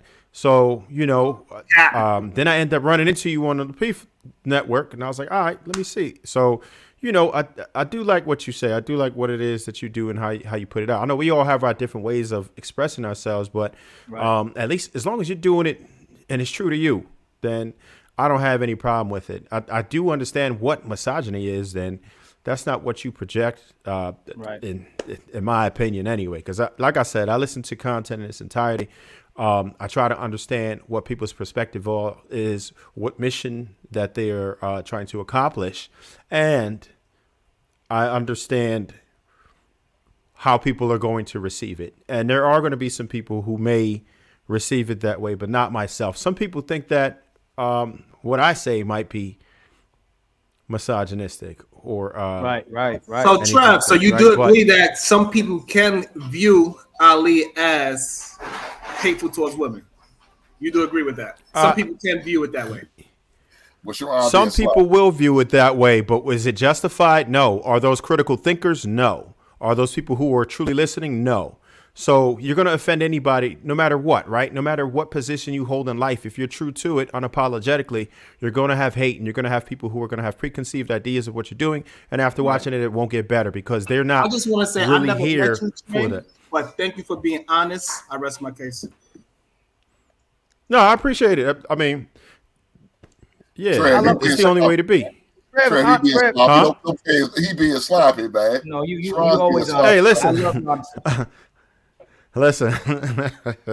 let me read these super chats real quick, man, before Sharon starts simping again. We gotta do delays between Sharon simping. But let me see. My brother, $10, John the Baptist with the $10 super chat. Thank you so much, my brother. Always appreciate the support from you, my brother. John the Baptist with the $5 super chat. Men must do what is best for men because men protect and provide for all of society. Don't do it for a woman. Do it for society of men who carry society. What you think about that, Sharon?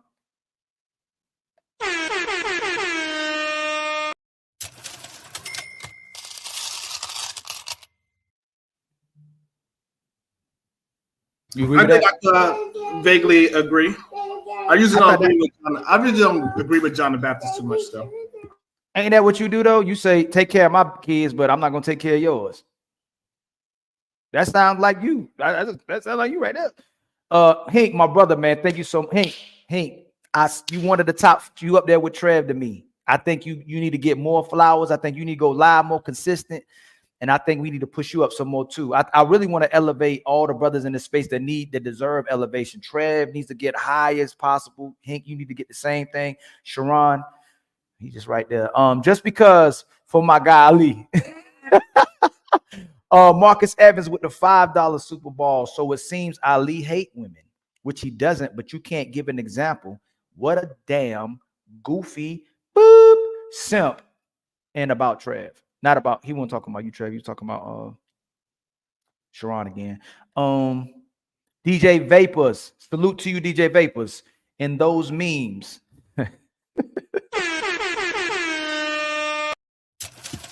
You gotta sing it like Genuine. Come on. You know what he meant. And $2. He with the $2 ball. He gotta get fatty every single time. Shout out to my struggle beard buddy Fatty. Salute from Stop painting on my beard. Let me get 40. You're going to see. The genes are going to kick in. Let's just watch. And again, shout out to the people that's rocking with us, man. Thank you for the support, love and constant support. Please like and subscribe. And if you got it, please donate to your brother. I appreciate every dollar anybody sends, and I appreciate the support. If you ain't got no money, but if you can, I appreciate donations. I thought it was a trap. Don't be getting no stupid ass. I whoop your ass fast. Don't call me. I say, you tall black motherfucker. There's women up inside. I don't give a fuck about them. Ain't nobody give me nothing. Ali, you know what's funny about these 18 women and all that? When you call a simp to somebody, everybody wants to know the explanation why that person is a simp. But when somebody's called a womanator, nobody actually is. Hey man, why is he a womanator? They never do the follow-up question. What is the policy or the talking point that is many saying that actually shows you that he hates women? And the question usually is answered with crickets. So if he's not pushing no policy that actually puts women on a difficult place, if he's not actually promoting talking points that put the woman back on the kitchen, barefoot and pregnant and all that, where does this come from? Like that's an Ali talking point right there. He want women back in the kitchen. Hey, let me ask you actually something, Sharon. Who hates more women, me or Ali?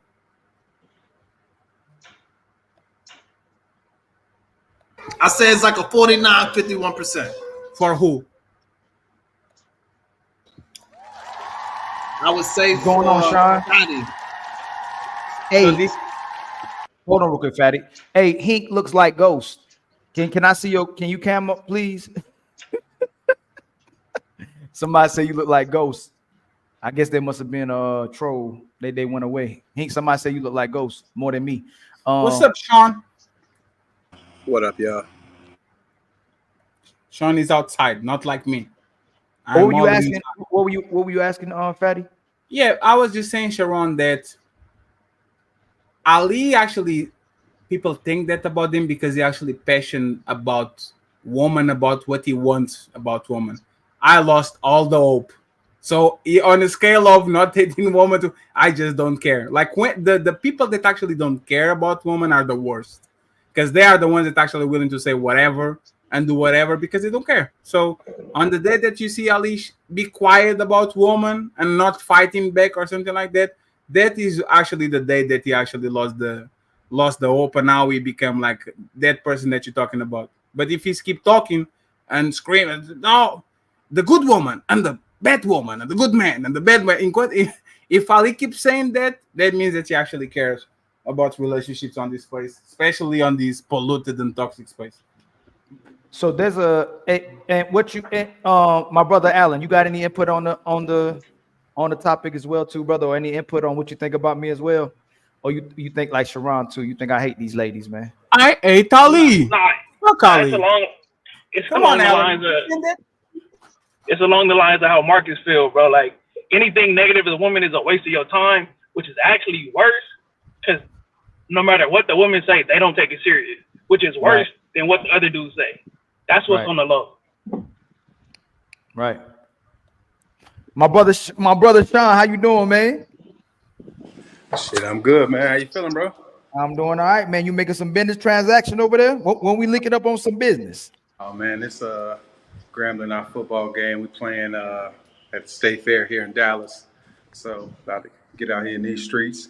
Waiting for my girl. She's taking all day as usual, you know. Oh, you out there with family too?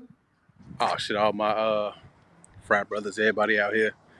So yeah, got to get outside a little bit today. You know. Well, that's good to hear, my brother. That's good to hear, man. What you think about me and Sharon, man? Who you think who the simp is, man? This is a really nice couple. Who you think the simp is? You know what's crazy?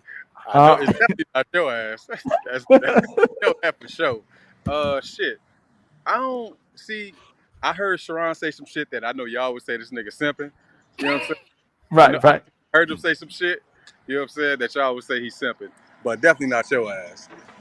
Sharon is not. Sharon is a white knight. He and San Antonio are playing the game. We just don't know yet. I know what's going on. So what's crazy in the community, you know, we keep having people, I believe a lot of people that's genuine, like Trev, Hink, I wish I could say Sharon, that people are correlate us with red pill talking points. Do you think, like, I'm gonna show this video and I'm gonna see if you agree with this guy, if you can correlate this with red pill talking points, or is he wrong? Is he right or is he wrong?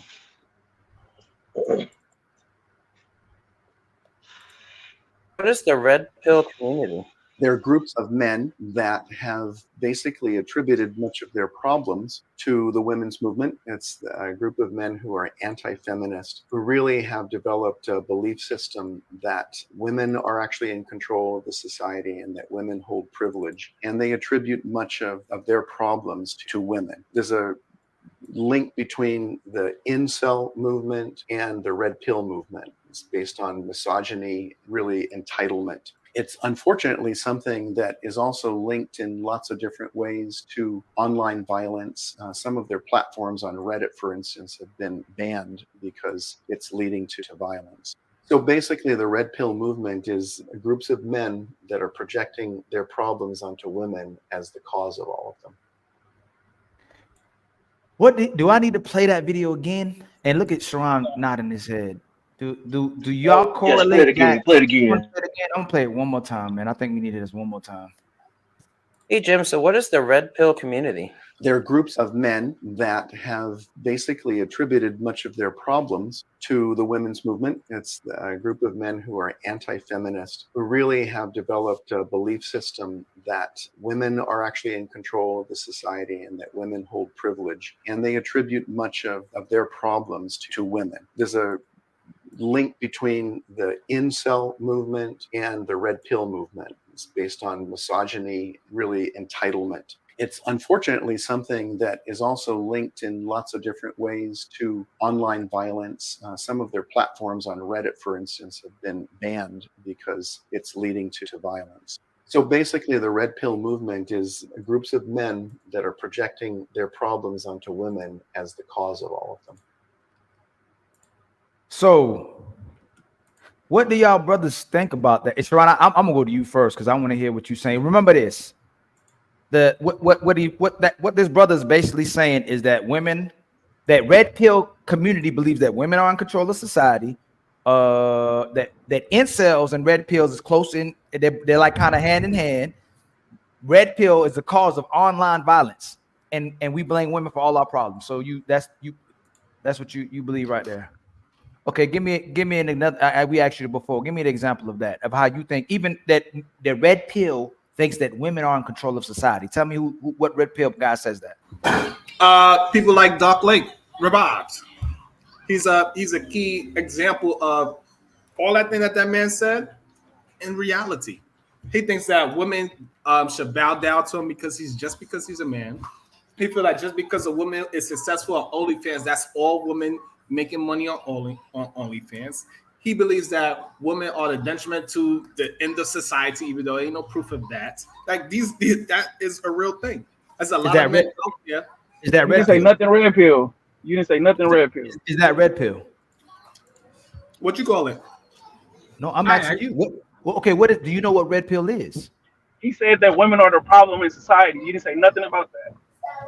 I actually agree that women are in control of society. By the way, is my 2 cents. No. But it say your problems are created by women. No, but that's the thing. Who's saying that? But I don't know if you guys paid attention to what he said. He said that this movement is associated to the incel movement. So that means that if you're getting bitches, now you can say whatever you want because you're not an incel. So now you can have a good opinion about. There's no incel movement. An incel is a person that can fuck and wants to fuck. There's no incel movement around.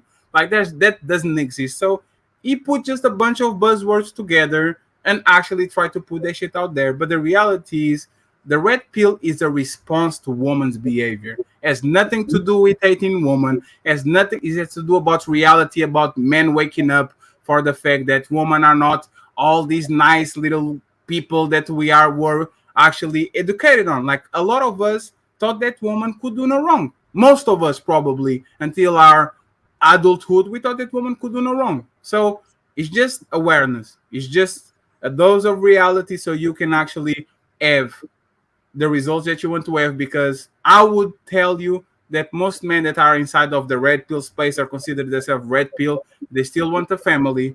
They still want kids. They want to get the best job possible and the most money possible so they can go right back and take care of their wife and kids and all that shit. So well, that's a real way of promoting family values by saying go fuck every bitch because bitches ain't shit but hoes and tricks. What about the part of the self-improvement? Go get a job, go get in shape, get more money, know about to treat your woman and all that. Is that anti-woman or because usually when they're using that, they say that for multiple women, not for families. How?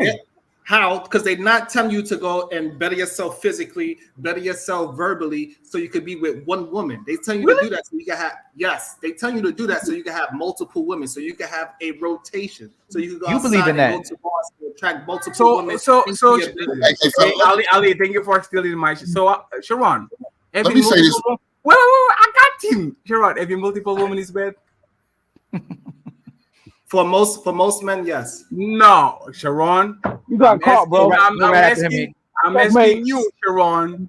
Having multiple women is bad. Yes or no? For you, yes or no? For me personally, yes. Yes. Because we go to me personally, you know, y'all gonna be like, well, that's you. But anyway, for me personally, no, I can handle multiple women. Do you see what I'm talking about? Every other man having multiple women is bad, but for Sharon, something is because okay.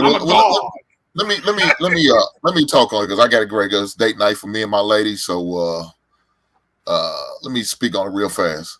Now the example Sharon gave me, I didn't agree until Sharon gave you the example who he gave, and the person he gave. I'm like, God damn, I can't deny it now.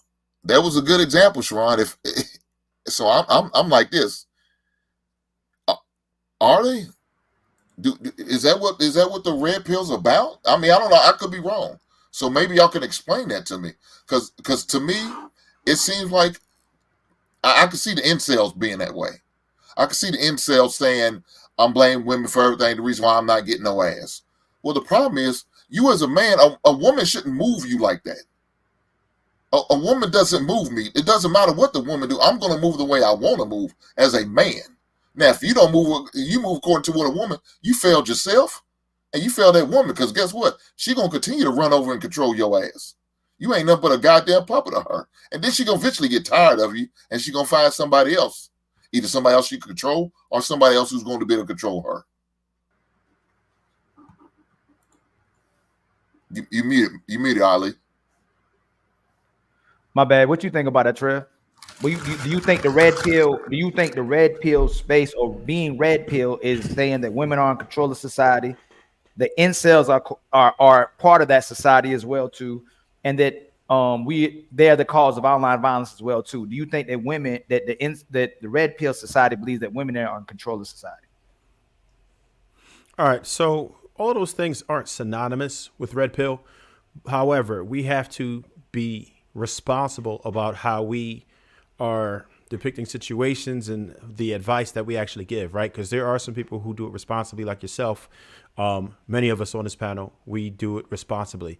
But there are certain instances, like the most popular ones, like if you watch Fresh and Fit, they do have some awesome ideas as far as male improvement on a whole. But when they bring the women over and say that we're virtually useless and are stupid and everything, then I watch the people who could be considered as incels in the comments. And when you watch what they're saying, it's like, damn, you know what I mean? So I think that they're necessarily responsible for it, but they're certainly perpetuating it, right? So I guess you have to give them some type of responsibility for it.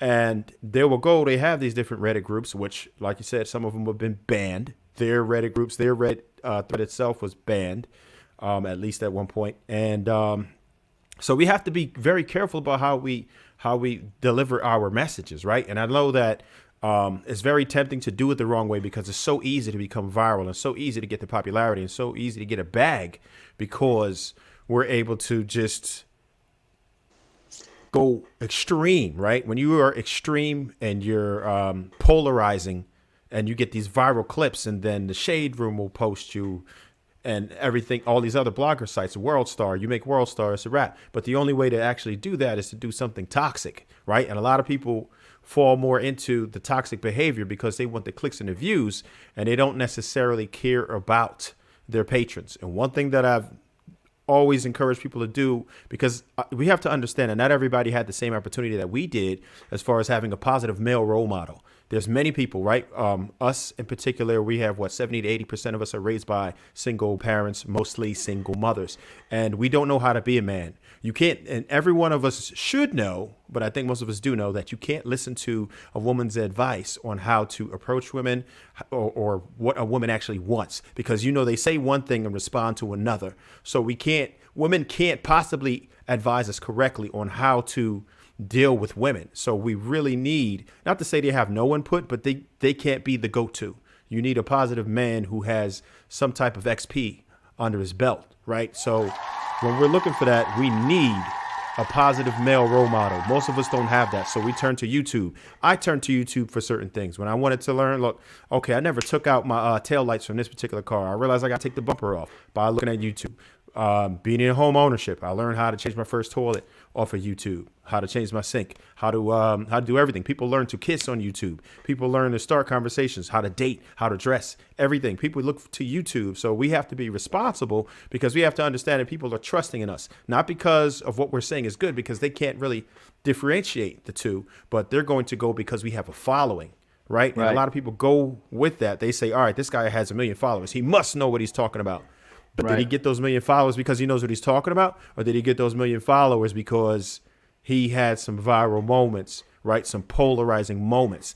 And that's the biggest mistake that many of us make. So it's up to us to kind of police ourselves. When we see somebody doing something wrong, then we should pull coats and instruct them on what we think Is something wrong? And look, maybe you could improve by doing this, or maybe you shouldn't do so much of that. We have to be able to have these honest conversations and be able to receive constructive criticism, because a lot of times we don't, and you yourself could fall into it, right? I used to refer to myself as Smooth, the slave to the mob, because what I was doing was whatever the people wanted, right? I would fall into that. This is what they want. Then I would behave according to what the mob said.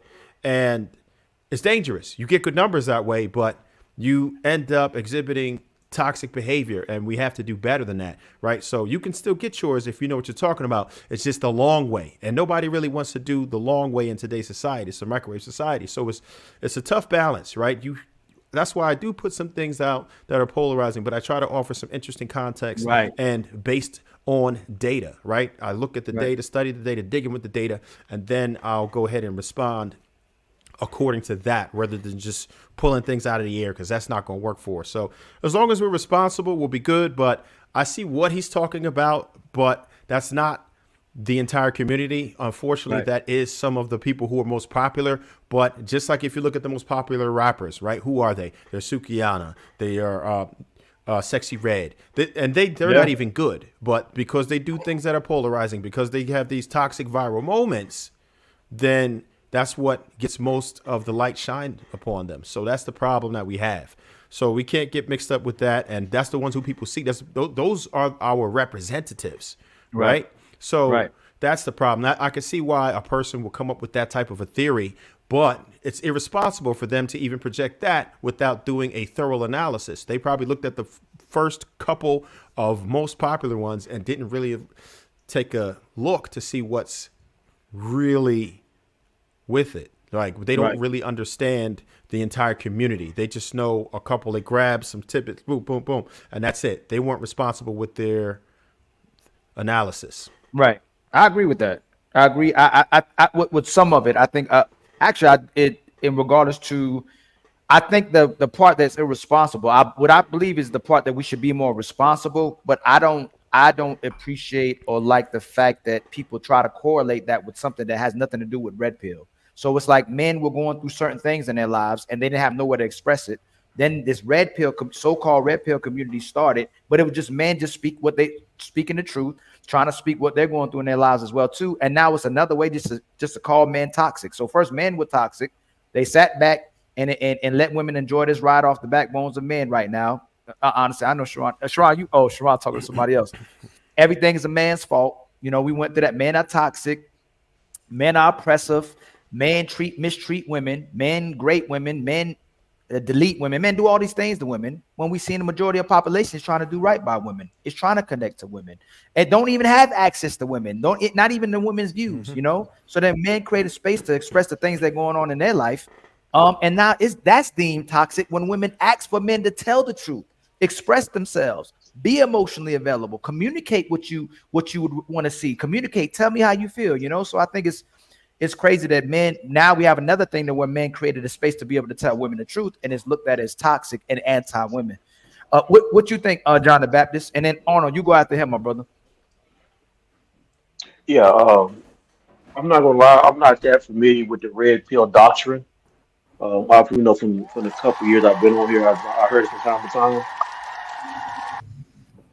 I've heard it. I've heard some of the teachings or doctrines espoused and talked about from time to time, but not enough really to speak on in depth. But what I will say though is that for those young men or men in general who come to YouTube as your first line of defense to learn about life, it goes to speak to a disparity that was a lack of fathers actually needed in the communities.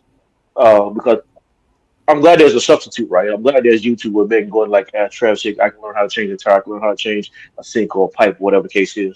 And that's cool. I mean, you need whether your father's there or not, or a man's there or not, you need the information. So YouTube is a place to get it. But I think the problem I have with YouTube and the reason why I think the red pill conversation is misconstrued a lot of times because I think your first line of information need to come from home. It should be a father. It should be strong men in your community. Because what happens online is what happens on YouTube is you can hear a message and you can learn the lingo, learn the words and repeat it verbatim. But then what's the what's the actual action behind it? What's the principle John, behind it? that's the reason why the red pill space was created, because the older men, they lied to us. They were saying a whole bunch of BS that got a lot of men into these wrong places. I didn't interrupt. I didn't interrupt anybody else when they were talking. Hold on, Sharon. Hey, can I say something real quick before y'all go any further? I just want to come up here and show my support. Okay, go ahead. I just want to show my support to my boy Ilkan Ali while I'm working, man. I'm in the back. Hey, thank you so much, Diesel. Thank you so much, Diesel. I got your message, but you always hit me up when I gotta work, bro. I know, man. That I'm gonna catch you on the right time. What's your schedule like? It doesn't have a schedule. Yeah. This man literally went on my show with the radio on his lap, like listening to the shit, so he can bounce. Hey, y'all be Hey, safe. thank you so much for the love, Diesel. Appreciate you, bro. Thank you so much for the love, Diesel. I'm sorry, John. It's because you're not on camera, so I couldn't see your mouth moving. I wasn't. Pause. Go ahead, John. Yeah, I'll wrap up by just saying what I was saying. Basically, what I was saying was, I appreciate that YouTube is stepping in where there are not enough men in situations to work with young men and to work with older men too, who might not know what's happening in actually in real life. But I just, like I was saying, I think it speaks to a greater disparity to show that we actually need men on the streets in real men life, because what get lost in YouTube is sometimes just the message and meaning behind it. So a lot of young guys had the speaking points but don't have the action behind it. Sometimes you need to see men that's walking in front of you that can walk out the action. I think that's a bigger problem. But I'll rest my case. I'll stop right there. Thanks so much, my brother. What's the pushback, Sharon? Oh, hold on, Arnold. No, it's your turn. My bad. I'll get back to you. Then you. I see pushback face. Okay, so as far as the red pill, the way I'm absorbing it and the way I see it is that the only time that they're blaming a woman, right, is when it comes to divorce, right? Everything else, they're giving everybody the truth, right? What women, they tell you what women are looking for, what women appreciate, what women respect, right? They don't say, oh, women did this, so you can't get a good job. Hey, Ali, I can't really hear. Can you put the bass up? Can you put the bass up in your voice? Or Nice. Ali, I got you. Don't worry. Okay. No, okay. I got you. Don't worry. Go ahead, Arnold. My bad. Try not to move headphones. You're good. So I guess I've been listening to it probably for a good solid 2 years, and I haven't seen nobody in the red pill space blaming women for a man's problem other than divorce. So like the incel part, the men don't respect incel, so nobody's listening to an incel talk about women. I don't know where that exists. I don't know where to go to find that. I don't. So you want to say Dark Lake? I don't see Dark Lake as an incel. Yeah, I don't see that either. Why not call the incel out, Sharon? Because you be saying stuff and you don't be able to substantiate your arguments a lot. You just make faces and got histrionics. Who's not getting bitches around because they come here complaining? Who is that person? Say the name. Lou don't get no bitches.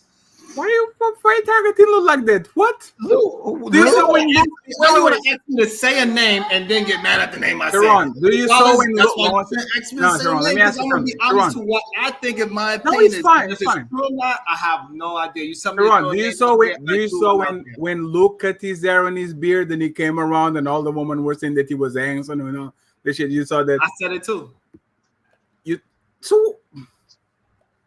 I don't know. Hey, I said it too. I have a little bit of pushback. Go ahead. Yeah, because to actually what Trev said, right? Okay. And I think we as men, we have this predisposition to be fair and balanced about things because we don't want to put our feelings and emotion on things. And I think he's doing that. The thing is, for example, Fresh and Fit, both of them want to get married. I would say they exploit stupid women to actually put them in front of the cameras and to do what they do. But did Judge Judy explore men for years doing them? Oh, the paternity court and that. What about Arsenio Hall? What about Jerry Springer? Right? It seems like some people can exploit dumb people. They can actually be on national television and be the most popular shows for years without no type of regulation, without nobody saying that they're bad for the communities, they're bad for families, they're bad for all that. But when you put women on a position where they're actually looking stupid, now we have to ban people. Now we have to put them to the side. Now we have to talk about the small minority of people that are being a little bit reckless. And again, they deserve their consequences if they go too far. But it's kind of funny that not Trev, but for example, the guys that were on the video, they don't have the same energy for Oprah. Oprah was exploiting black men, especially for decades. Like that paternity court shit is one of the most traumatizing in like it's yuck. You see what I'm saying? But people tune in over and over again to see a man cry because a woman decided to have sex with another man and do paternity fraud. That thing actually is the worst of the worst. But for some reason, because it's Judge Judy doing it, because it's Jerry Springer doing it, it's kind of totally fine. If some black people come on the internet and start to do shows about it and actually have a conversation, nope, too much, need to be banned. I don't get it. I have no idea why is this way, but this actually proves that women are in control of society, because women can for years say delete black babies, black men this, men are that, and men are that, and YouTube doesn't do nothing. There's no pushback. There's nothing that actually happened to these people. A black man can come around and say exactly the same thing on a lesser version, and they get demonetized, they get canceled, and they get on the mainstream media as these incel guys, then these guys that don't get women trying to get their back at feminism. I don't get it. To be honest, I have no idea why we are so unbalanced when you are actually looking at two different things. Let Can Trev I respond to that? Yeah, of course. Let Trev respond. Let KP get in, and then Arnold will go to you. All right. So with the examples that you gave, those are valid. Now, if you're talking about Jerry Springer, you're talking about Maury Povich, Judge Judy, those were labeled trash TV for years. They have also been attacked for many years, for decades. I remember in the late 90s, not to date myself, but they were boycotting Jerry Springer. They were almost taken off of the air because of how vicious it was. So people understand that, it's trash TV, right? So they did get the pushback. I don't think that Oprah got the appropriate pushback that she deserved over the many years, because she was able to present it in a way that it didn't appear to be as damaging, right? So with Fresh and Fit, right? I mentioned that because that's the most popular one. And that is what that is. And a lot of the things that they do, they could hold back on. It's not, because we're able to speak our piece, right? And people are going to hate it or love it, whatever. But I still think that they should be a little bit more responsible for it, right? There's plenty of things that they have done that are outrageous. I saw them throwing a Klan hat. I saw them call people N-words and monkeys and bring Nick Fuentes on there, right? There's things that they could absolutely do way better. And certain things that they did, as far as women are concerned, where things got physical, they actually could have held frame and shut that down. It didn't have to go that way, but they did it on purpose. And with them they're representing, when you are the most popular, you have to be responsible because they're representing the culture, right? And most of us don't behave like that.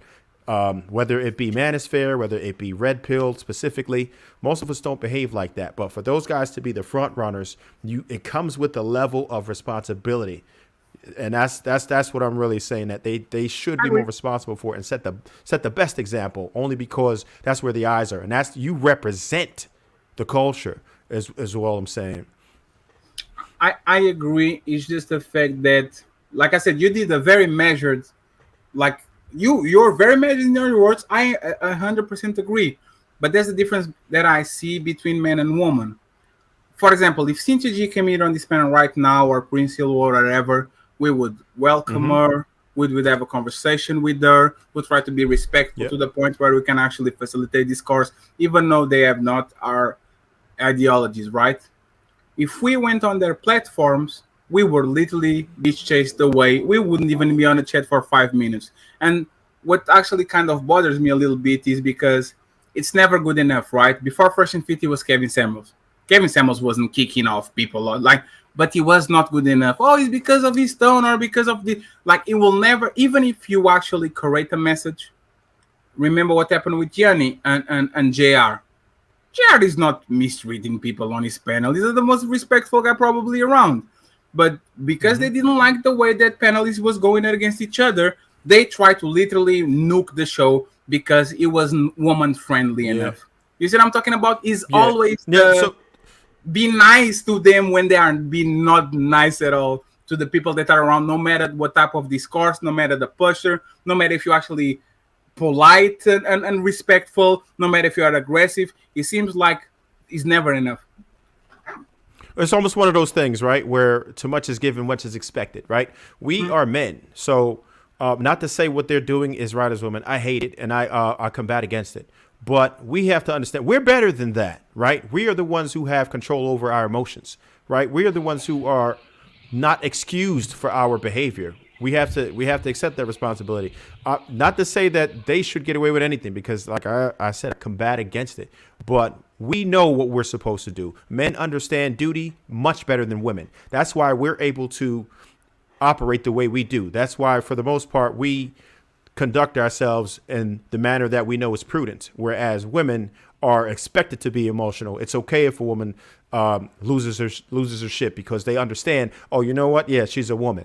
Whereas us, we're told from being young, most of us who had fathers or male role models, we're supposed to remain stoic. We're supposed to hold frame. We're supposed to conduct ourselves in a professional manner at all times. And we understand that, and we understand the duty of it. So that's why we don't behave like that, because we know we're better than that. Whereas women are constantly excused for it. And I'm all for holding women accountable, but I'm just letting you know why society just doesn't in general. That's why they're able to get away with what it is that they do, and we won't. Right. KP, what you think, my brother? You right there? Yeah, I'm here. Can you hear me clear? Yes, sir. Salute to you. It's a little wind. It sounds like a little windy, like a tornado back there, but we can hear you. Can you hear me better now? Yeah. Yep. Nope. Okay. You know, we can hear you better. It just sounds like it's interesting because I'm gonna change. Give me a second, Ali. Give me 1 second. I'm changing it right now. I got you, my brother.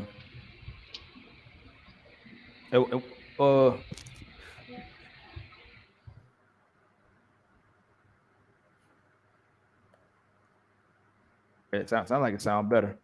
I think you're good now.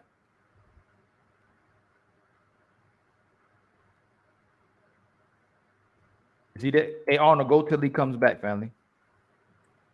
Yeah, so I guess the differences between the way the white red pill community expresses itself and the black red pill community expresses itself is because black women see themselves as on the same level of the black man, right? So they can jump into our space and dictate terms to us in our space, right? So they can come and say, you can't say that, right? Because like if it was 5 men, right, and then Prince Ella come on, they would be very respectful and they would attack her argument. If it was the opposite, and if it was 5 women and one of us hopped in that panel and we said something that was counterpoint to them, all those women would jump on them and would take that man's voice away, right? Because they couldn't let that concept, right, get any oxygen. That's the difference. In the black community, the black women feel that they can step up and talk to us directly, right? And they can silence us. Have you been in any other? Have you been in any other community? I've observed the white red pill space. What are you talking about? Because for what I see in other communities, the women run the shit the same way a toxic woman is. So in the Spanish community, guess what? All that spicy shit that we talk about with women, those Spanish women, they are spicy in their house. They tell their man what to do and what not to do, when to come home, when not to come home, what to drink and what to drink. But like, same thing with the white women. The white women, don't make it to the internet. I didn't stop you.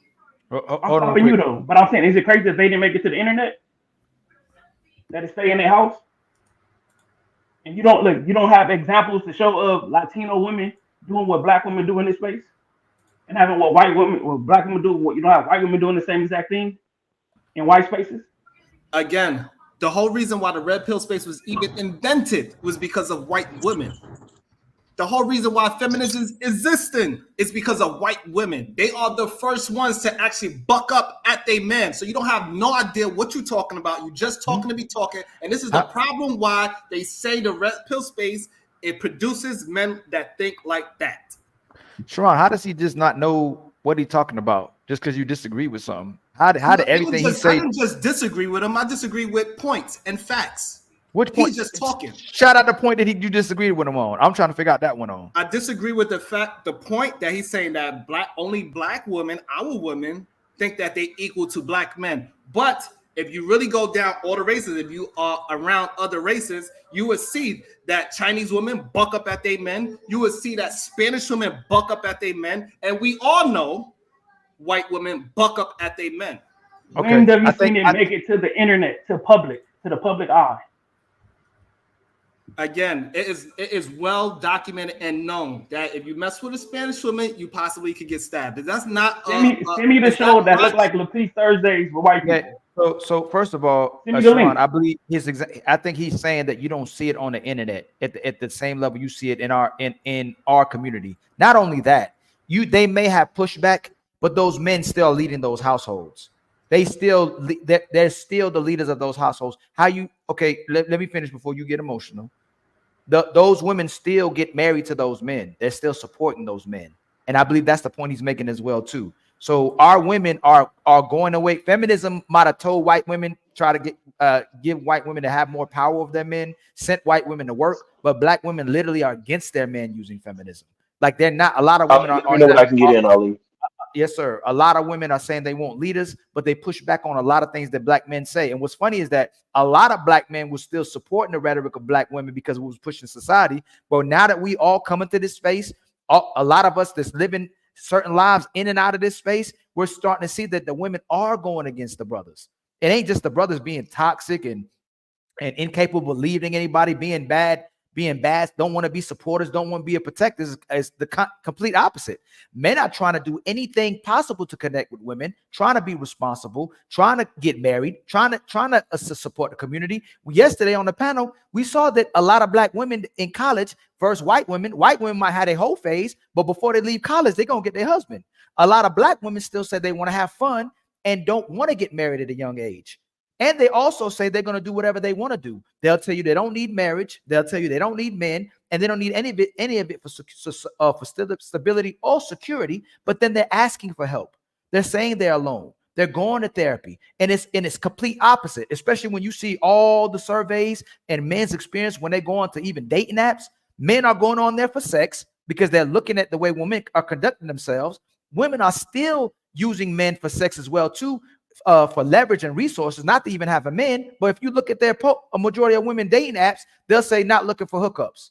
I'm looking for the one. I'm looking for a long-term relationship. I'm looking for marriage. But their behaviors are not demonstrating those behaviors, Saran. So when he says what he's saying, I don't see how you can push back on that when he's just saying that the behaviors that our women are demonstrating versus a lot of the other women's behavior that they're demonstrating, whether you're talking about Indian women, Arab women, Hispanic women, or Asian women, you don't see that publicly. At the level is this. That's all he was saying. At the level that our women are going against us, most of this stuff is making videos about what black women are saying about black men too, as well, Sharon. And then our response to black women. Can you at least adhere to that? So the problem is that you are not in tune with other spaces. KP, go right after Sharon. You're only in tune to your space. He is not hanging around a bunch of Asian people. He's not hanging around a bunch of white folks. He is not. So therefore, your media coverage is going to go to what you are into. So if you are into black people, you are going to see black people. So therefore, that's why you see toxic black women. But if you go to any white man that's in these spaces that have the same talking point as you, they're going to see nothing but horrible white women, which are called Karens. And then if you are Asian, I don't know why this non-basal voice man keeps trying to cut me off when I'm trying to talk. I hear you, brother. I understand what you're saying. But I guess I want to interject and just say that to me, Fresh and Fit is a white space, right? They talk and deal with mostly white women, right? So they don't have the regular average white woman on the show, right? We hop on these spaces and we have regular average black women doing what those out of control white women do, right? That's the sample. Those are not average white women, right? We're looking at average married black women talking crazy to black men every day. I'm saying that you don't see that sample. Fresh and Fit is a white space. And it's right. It is not a white space. And then hold on, Sean, before you go, let KP get in there. Let KP get in there. Go ahead, my brother. Are you there, KP? KP, are you there? I do want to give one example real quick that you see a lot of it, and that's the Whatever podcast, and that's nearly completely not us. And they got like over 4 million subscribers. There's a lot of I do understand that it's not just us as a community, because the Whatever podcast has 4 million subscribers versus Fresh and Fit 1.5. So I think it is something that is more prominent in our community, but absolutely existed and theirs as well, because Whatever podcast has 4 million subscribers and it's mostly not us watching it. What you think about Sharon? I think Travis speaking more to what I'm saying, that like Arnold need to get outside of his community before he starts talking about only black women is doing such and such, think that they men are equal. No, that's women across all boards. It didn't start with our women. It's not going to end with our women. Well, how do you have the if he don't have the observation? How do you have the observation? Because I could move throughout the world. I don't have to just move throughout people that look like me. So where you seeing all these white women and Indian women and Arab women and Hispanic women? Again, I could move out through the world where I could see other people. I hang out with other people. I don't just hang out with people that just have the same pigment as me and say that those are my people because we have the same pigmentation. I hang out with all different colors and races of human beings, and I have conversations with them. That's what I'm saying. Okay, I'm gonna take your word for that. KP, you there, brother? Hey, what's up, Reaper? How you doing, family? Am I clear? Good, bro. Just salute to the panel. Hey, go right. Let me know when I get in, bro. Am I clear? Hey, Reaper, go right. Yeah, KP, then John the Baptist, then Reaper. Yeah, you clear. All right. I think the thing with that clip that you played, it's a way for men to make other men shut up, and I'm tired of hearing that type of talk because men have just started to speak after seeing all these years of men get their money took, their kids took, all these things took from them, and then when men start to speak up, they come out with articles, they come out with clips to try to say what men are doing now is totally wrong. So we should just go back to shutting up and getting rolled over. That's initially what I'm hearing when I hear that clip. So I'm not for censoring anybody. If I don't want to listen to them, I don't listen to it. So that's the simple way to put it. I don't have this idea that go censor anybody for what they say. Just don't watch it. Just don't listen to it.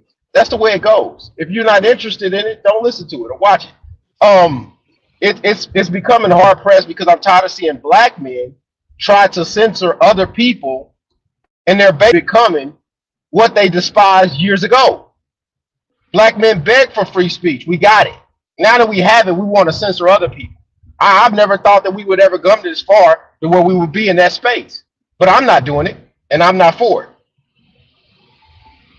Yeah, they want to censor black men. It's Hold on, crazy. nobody is trying to censor black men. No. If we have a disagreement, we have a disagreement. You might have one principle and I have a different principle. Just because I'm speaking up about my principle and my opinion of whatever subject we are talking about doesn't mean I'm trying to censor you. That's not what you were doing. You took shots at him twice, and you're silencing of what he's saying and saying he don't have a certain experience. But even if he's just talking about his own experience, you still shot that down. Like this is what I told you about in the beginning.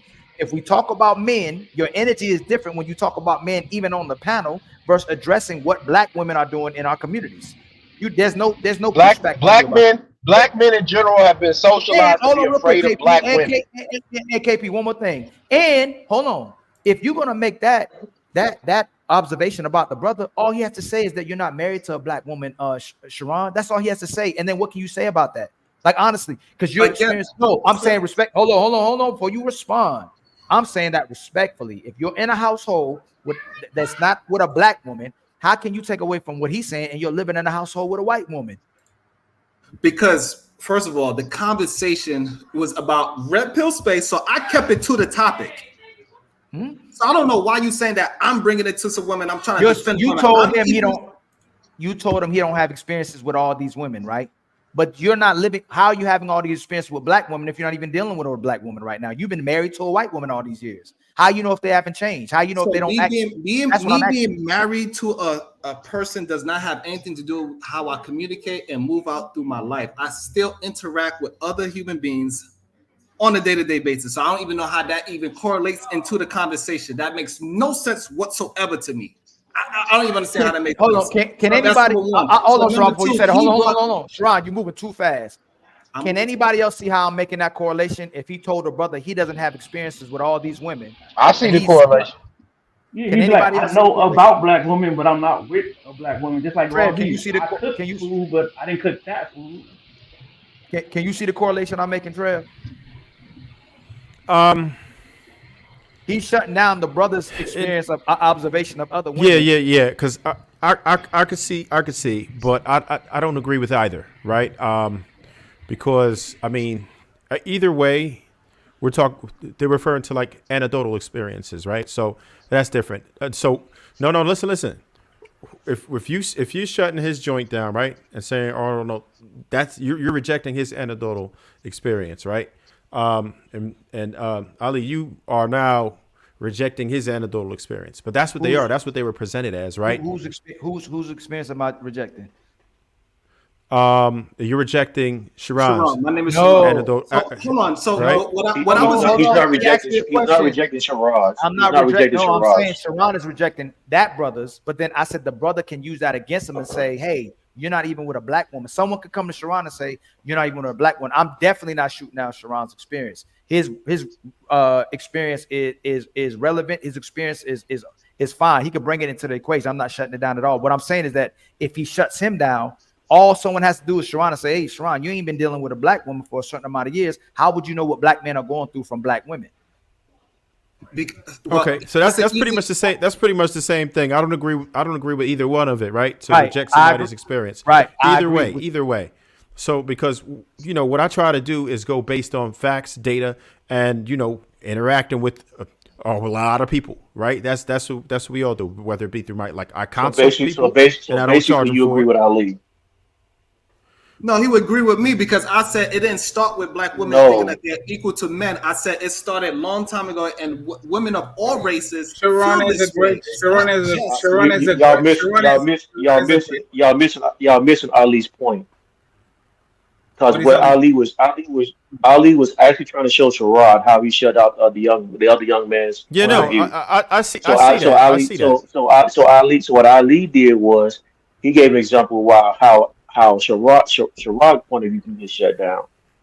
And so what Trev began to do, Trev began to go and show why both point of views are wrong. But actually what he's saying is Ali's point is correct because Ali is doing exactly what Sharad is doing. He is not. He is. He's not, because I gave examples of why I said that black women are not the only race that think that they equal to men. I gave examples. I'm taking Sharon experience. Not only that, Sharon is right. Just because I'm dating or married to a woman doesn't mean that I don't have family, that I don't interact with black women and have conversations with them. So how do you know? How do you know his interaction with white women, other type of races of women? Like, how do you know that? No, like, but guys, you guys are doing. I think Sharon's only point is that it's an American problem. That's his main point. It's an American problem. That's his only point. So I understand what he's saying. But what we're saying, Sharon, is that black. What we're saying, Sharon, is that black females are acting hyper with feminism. They've taken feminism on steroids. That's what we're saying. They're on steroids. They're on the Balco shit. They're on the Barry Bonds, bro. They hitting home runs, 73, right? I think that's the main point. And let me know what I can get in. Let's be honest about Sharon didn't lie. He's factual right. White woman were the first one to rebel against their men. That's the absolute reality. Black women were on the passenger seat, and now they're trying to ride that shit to the fucking grave. Like, that's what actually happened. You guys tell this all the time. When the white community gets a cold, black community gets pneumonia or whatever the name is. I don't know how to actually say it. And that's exactly what happened with feminism. They were the ones that actually bring the cold, and now the black women are actually getting. When you came, you didn't get. He shot down Arnold's experience, and Arnold could have. What I told him is the fact that someone could shoot down his experience because he's not what he is. But I he's guess right. Because Arnold is using you and Arnold are using anecdotal evidence. It's like he's saying. He's like 1 second. It's like, for example, I'm not American. I'm living in Portugal, right? I live in Portugal.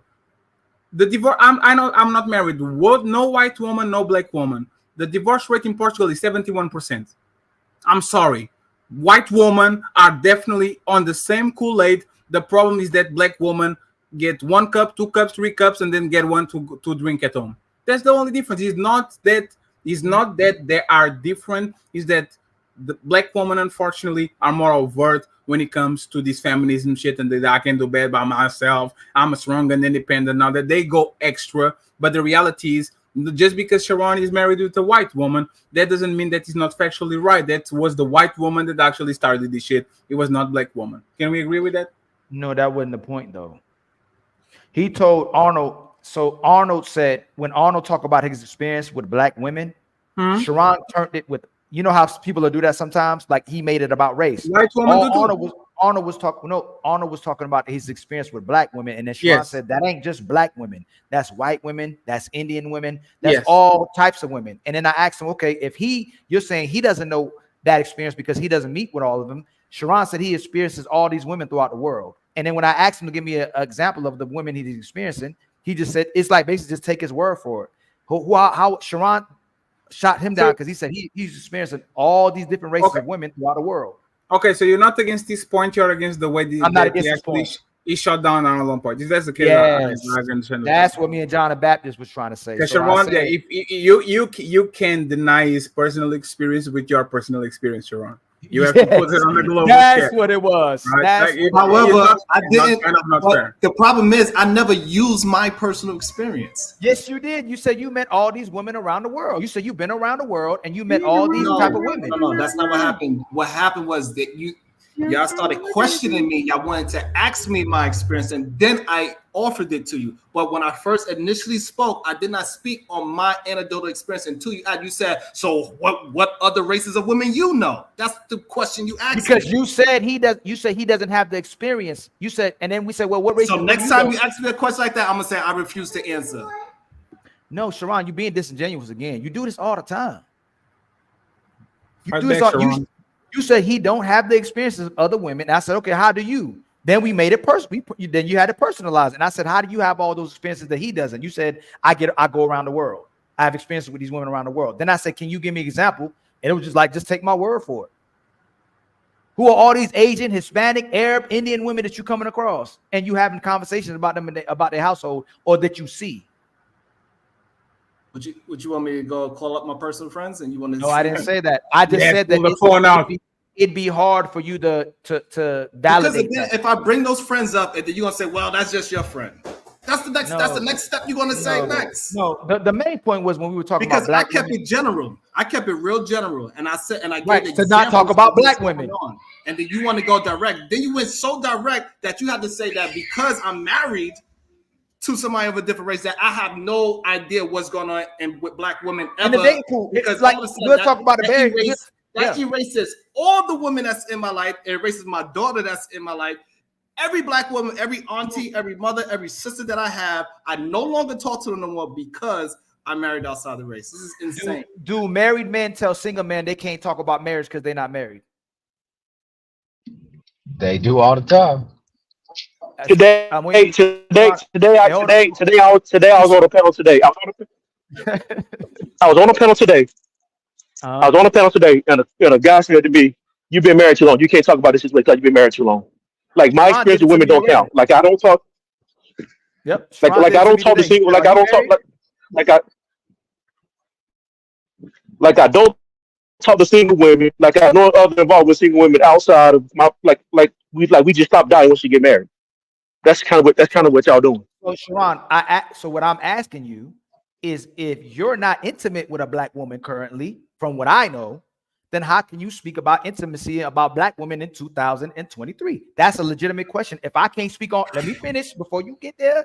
If I can't speak on marriage, just like Ali, are you married? Because I'm single. Then how can you speak about black women anymore if you're not intimate? If you're not intimate from what we know with a black woman? Because now you are saying that because of who I put my dick in, I cannot have a conversation with about. So therefore, I can only speak about white women, or I can only speak about the white woman. So can I speak about marriage?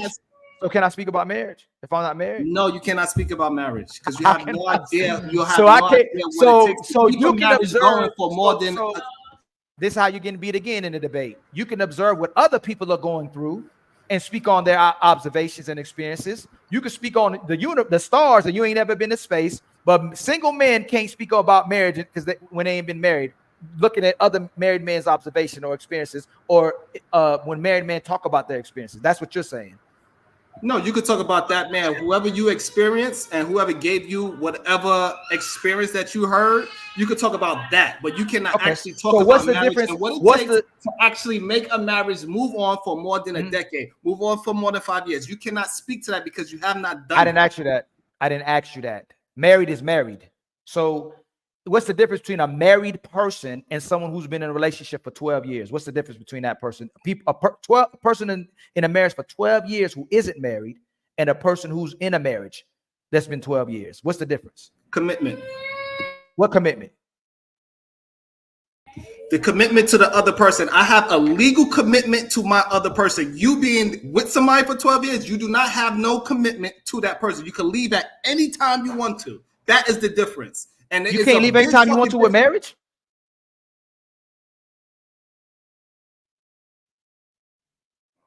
Women ain't divorcing every day? Huh? Women aren't divorcing every day? I can't hear you for some reason. See, but do you see, Trev? I know you are, and Trev, I know your thought pattern evolves as you have certain experiences, right? That if a person has been together for 12 years with someone versus someone being married 12 years, what is the difference outside of the contractual agreement if both people can leave whenever they want to? Like people say you can't just leave when you want to, but you can divorce. If someone wants to divorce someone, they can divorce them. I just gave you a very simple. I gave you a simple answer because you do not understand it because you have been disingenuous. Dedicated with them for more than 5 years. You have not. So therefore, you don't understand what commitment means. You think that just because you live with somebody for 10 years, that's the same as being married to somebody and be actually committed to that person. So hold on 1 second. Sherrod, how long you been married, Sherrod? Over a decade. Okay, so you don't know anything about me. You don't know anything about commitment because you've been married. I've been married close to 3 decades, so you still don't know enough to talk about it. You see what I just did there? I know about your experience because you're not long. That is the dumbest logic I ever heard in my life. No, he's more experienced than you. He's more experienced. I agree. Rookie, go back. I agree. That's Magic Johnson. I agree. It's the dumbest logic. The reason why it's dumb. I agree. Hold on. I will agree. The dumbest logic I couldn't use. I agree with you. Sherrod. It's dumb luck to use because I got 3 decades of commitment. It trumps your 12 years, but I know more about commitment than you. That's true to me. My logic trumps your logic. That's got to be logic. The way you're using logic. No, because I would not say that to somebody that was married for 5 years. I would not say I'm more committed than you because I was married before you. That's not what I'm saying. So a person speaks. So if I was married for 1 year, and let's say Trev was married for 15 years, I could speak on marriage better than Trev can speak on marriage? According to your logic, if I've been only married for 1 year and Trev's been married for 15 years, who could speak more about marriage in regards to commitment and loyalty? Me or Trev? So what I am saying again, because for some reason y'all get it confused, right? I'm saying that you being with a woman, you being with a woman for 10 years and me being married to a woman for 10 years, it is a difference of commitment. You just being with somebody is not the same level of commitment once you get married to somebody. It is a different level of commitment. That's what I am saying. If you say so, Sharon. Reaper, what you think about it, brother? Yo, what's up, guys? What's going on, my brother? So I actually wanted to agree with a way earlier point that Sharon made, but y'all went to a whole nother space. And that's Yeah, just I was trying to basically the get that point too. that, I didn't get mine either, but go ahead. and it was just a point John, that go right after him. it was just a point that other groups are starting to speak out Sharon. about their own. And I think that the thing is that we think that, yeah, black women are louder or whatever, blah, blah. I just think that in America, and now I guess most westernized societies, I think they look at like black people's entertainment. So whenever we do something, it gets exemplified 10 times. But when other groups do it, it's like, that's not good for ratings. That's not good for, whatever. Because, back in the day, remember, it used to be only black women were single mothers, baby mama drama, all this shit, blah, blah. Everything was built around black women being degenerate. And yet they came out with, what's that show called? Not Sweet 16, 16 and Pregnant or whatever. And they were making those white women look like sympathetic figures, right? They didn't blow it up like, oh my gosh, they're so degenerate and welfare babies and blah blah blah. It's like, oh no, this is a hardworking single mom and blah blah. Same thing with the drug epidemic, right? I mean, drug abuse rates amongst black and whites have been relatively similar for I don't know how many decades, right? But when it was black people with heroin and crack, it's oh my gosh, the zombies are coming, the zoo, the jungle. When it's white people, oh my gosh, it's an epidemic that we have to take care of. So I gotta agree with Sharon, just in terms of not publicity, that's not the right word, but how it's pushed out. Because I saw the other day, it was a Spanish podcast where they were talking about the same shit that Lapeef and all these other people talk about. But they weren't speaking Spanish, but it was mostly Spanish people. And I'm like, oh, okay. So everybody else is talking about their inner workings and their relationships and all that shit. But it's just that we black people get the, oh my gosh, it's only them talking about it. No, it's not us. And we're not the most degenerate. I got like Sharon, I don't know if Sharon got his friend, but he spoke about it. A lot of my friends from college are international people. I've talked about it 10 times before, fresh off the boat, people from Hong Kong, people from Korea, people from India. And their inner relationship problems are just as bad, if not worse, than black people. Where it's still acceptable to hit your woman in South Korea, in many parts of South Korea. You can hit your woman and no one cares about it, right? But black men are supposed to be the boogeyman, right? When you talk about repression, there are many groups that repress their women. Indian guys who keep their women under check. Or on the flip side, you got Asian families where it's like you got the so-called tiger mom and you got a lot of unhappy husbands, but no one talks about it because it's not black people. It's not interesting to talk about. But I put money if you took a guy from Hong Kong, China, whatever you want to use them. One of the ones where it's more matriarchal.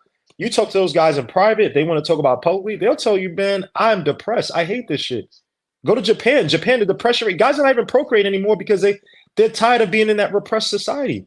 The testosterone levels are low and all that shit. Go do the research on it. So I just want to agree with Sharon on that point. Y'all went a whole nother tangent, but there is another side of it where I just think that we got to stop thinking that these are all black issues or black people the biggest culprits, because we definitely aren't, but we just get the biggest spotlight.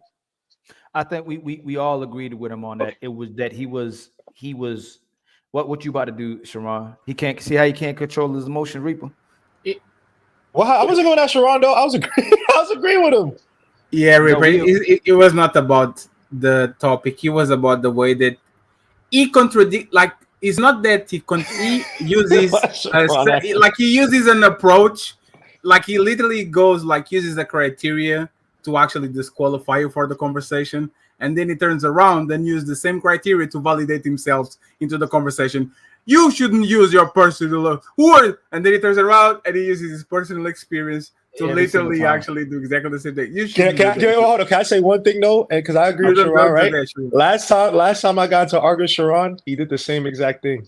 I'm telling you, Reaper, he defeats his own point because he defeats his own point every single time. You did do that, Sharon, last time. I gotta say, last time we argued, you did that. I forgot. I was talking about it was something woman and I'm forgetting exactly what it was, but you did that same shit to me where women are you never said wrong. I can't use my anecdotal shit, but then use your own anecdotal. But salute to Sharon, I don't got no beef with Sharon. Women are never wrong. That's what he said. Okay. Who John the Baptist?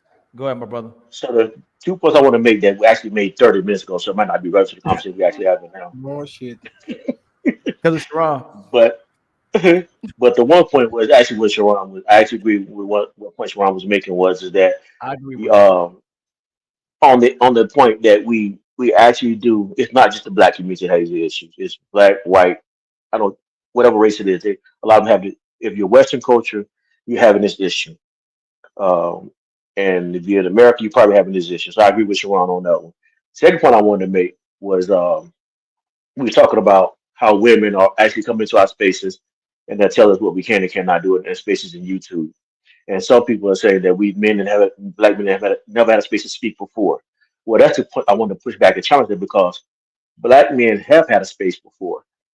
The problem is what we're doing. This is why I say YouTube is great. Technology is great, right? Because we can talk to people in our state or across the country or across the world, across the globe, and we have these conversations.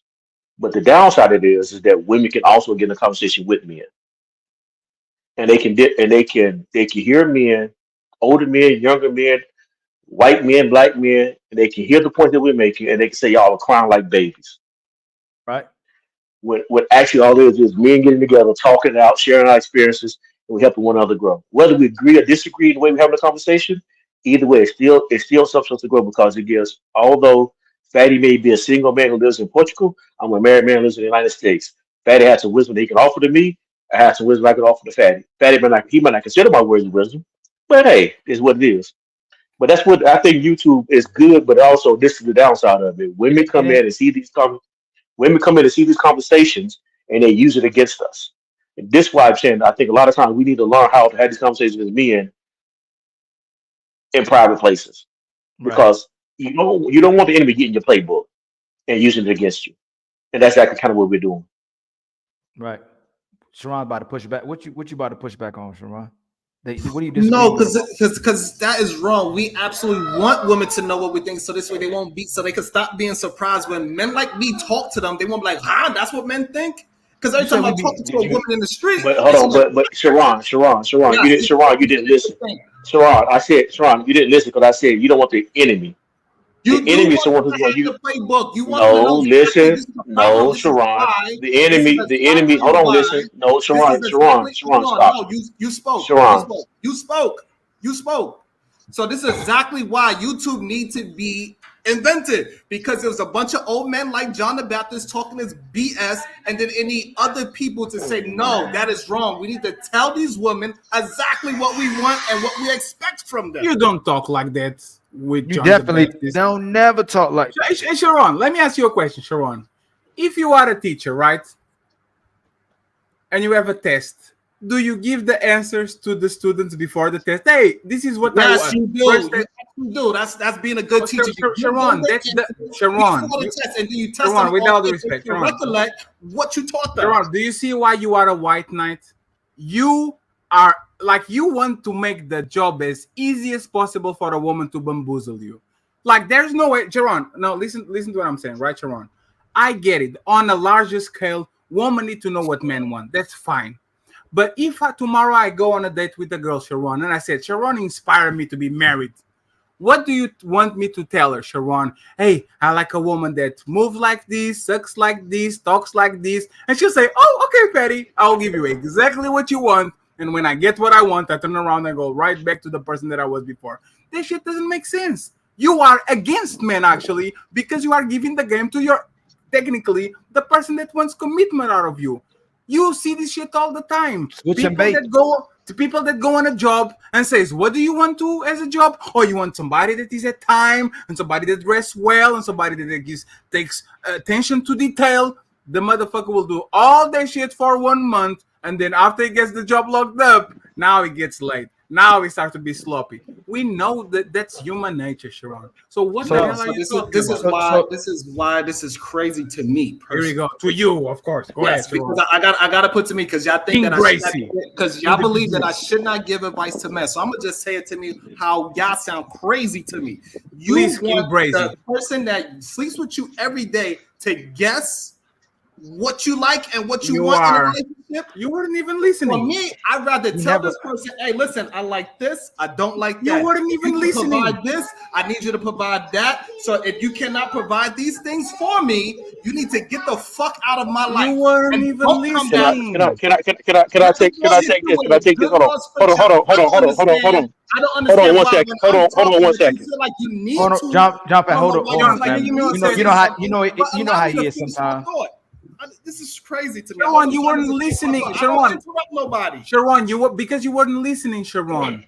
You don't come on the job interview and tell the person that is on the side of the table all the answers. You let that person talk so you can actually have a fair assessment of what they are and what they're not. Then, when the person actually is working with you, now you tell him what to do. Hey, go left, go right. I need this, I need that. But on the job interview, is a dumb. Like Sharon, if you actually are somebody that actually has to talk with people to like actually understand what they can do, what they can do. If you go to the job interview and the person is eager to get the job and you tell them the answers, they are going to give you the answers that you want. That's common sense. Don't do that. Give them the instruction after they get the job and after they actually know that they're a part of the team and now they are following you, not before you are trying to get the job. That makes no sense. So Sharon, honestly, what he just said, like, what do you honestly think about that? It doesn't matter what you think.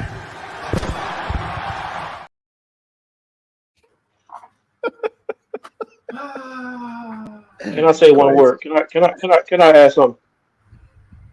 Because Sharon went off on a rate about what I said, but he took what I said out of context. But I actually said you don't want to give Facebook to an enemy. To a person who's going to actually take what you use and use it, what you give and use it against you. Yes, we're not okay. So if there's a woman who I've already vetted, looked at, checked out, scoped out, and see that she moves according to how I want to move, now I'm going to let her know that I'm interested in the relationship. We're going further into a marriage, but I'm not going to give her not going to give her the game plan before I find out what her motives are, her characteristics, her personality, to find out if she's a good fit for me.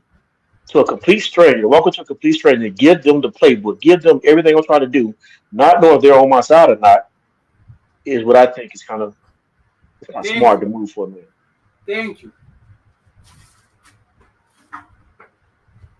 Well, on that note, now if that doesn't make sense, y'all let me know. But I want to make it. It makes sense. It makes sense. Let me read the super chats real quick. My brother Hink with a $2 ball. Thanks for having me, Ali. Be blessed, fellows. Thank you, my brother Hink. King Kunta, Sharon, is it that time of the month again? That happens all the time. DJ Vapors with the $8 cash app. Thank you so much, my brother. Thank you so much, my brother. And again, thank you for the 103 people that's rocking with us right now. Thank you for supporting us. Thank you for supporting Untouchables. I thank all the panelists that's on here right now, whether you're getting cooked or whether you're saying some some great information that's vital for people to be able to use. And again, support your brothers. Our greatest investment to the brothers and sisters is for our brothers to be elevated so we can elevate our sisters. So if you can, with your hard-earned money, please support a black man. Show me the money! Show me the money! Do you love this black man? I love the black man! Show me the money! Team Fatty again was a sponsor of the last show, and the sponsor currently now is DJ Vapors with $18 of the sponsor. Again, thank you for all y'all for rocking with us. Please like and subscribe. What you want to say, Sharon? You got something on your mind still? Is that if you're going to teach somebody, if you got a classroom, you teaching, you got to teach them the answers before you give them the test. Now, what y'all talking about with this whole interview thing, like that's a whole different conversation. It's different. We try to hear you, but we heard the dog. So you want people, you want what you think, Trev? You think we should give women the answers? You think both men and women should give each other the answers?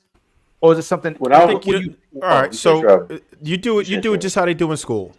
Right. you don't give them the answers, but you teach them the curriculum, right? So they should have a basis as to what it is that you want. If they came ready, that's an awesome thing, and it's almost unavoidable. As long as we are talking in these spaces that are supposed to be men's spaces, women are going to stumble onto them, right? They're going to search for them or whatever. It's nearly impossible for them to come into a man's space and like they're gonna know what we're saying, right? So the problem is you can't really avoid it, right? So the best thing that you can do is give them the right information, right? So, and if it's inviting, why not? I don't even have a problem with them contributing, right? And what I noticed is that I know I have mostly male subscribers, but as far as my channel is concerned, I'd say it's like 64% of the watched hours are consumed by women. And I didn't even know that until I was like digging in the analytics to see what was what.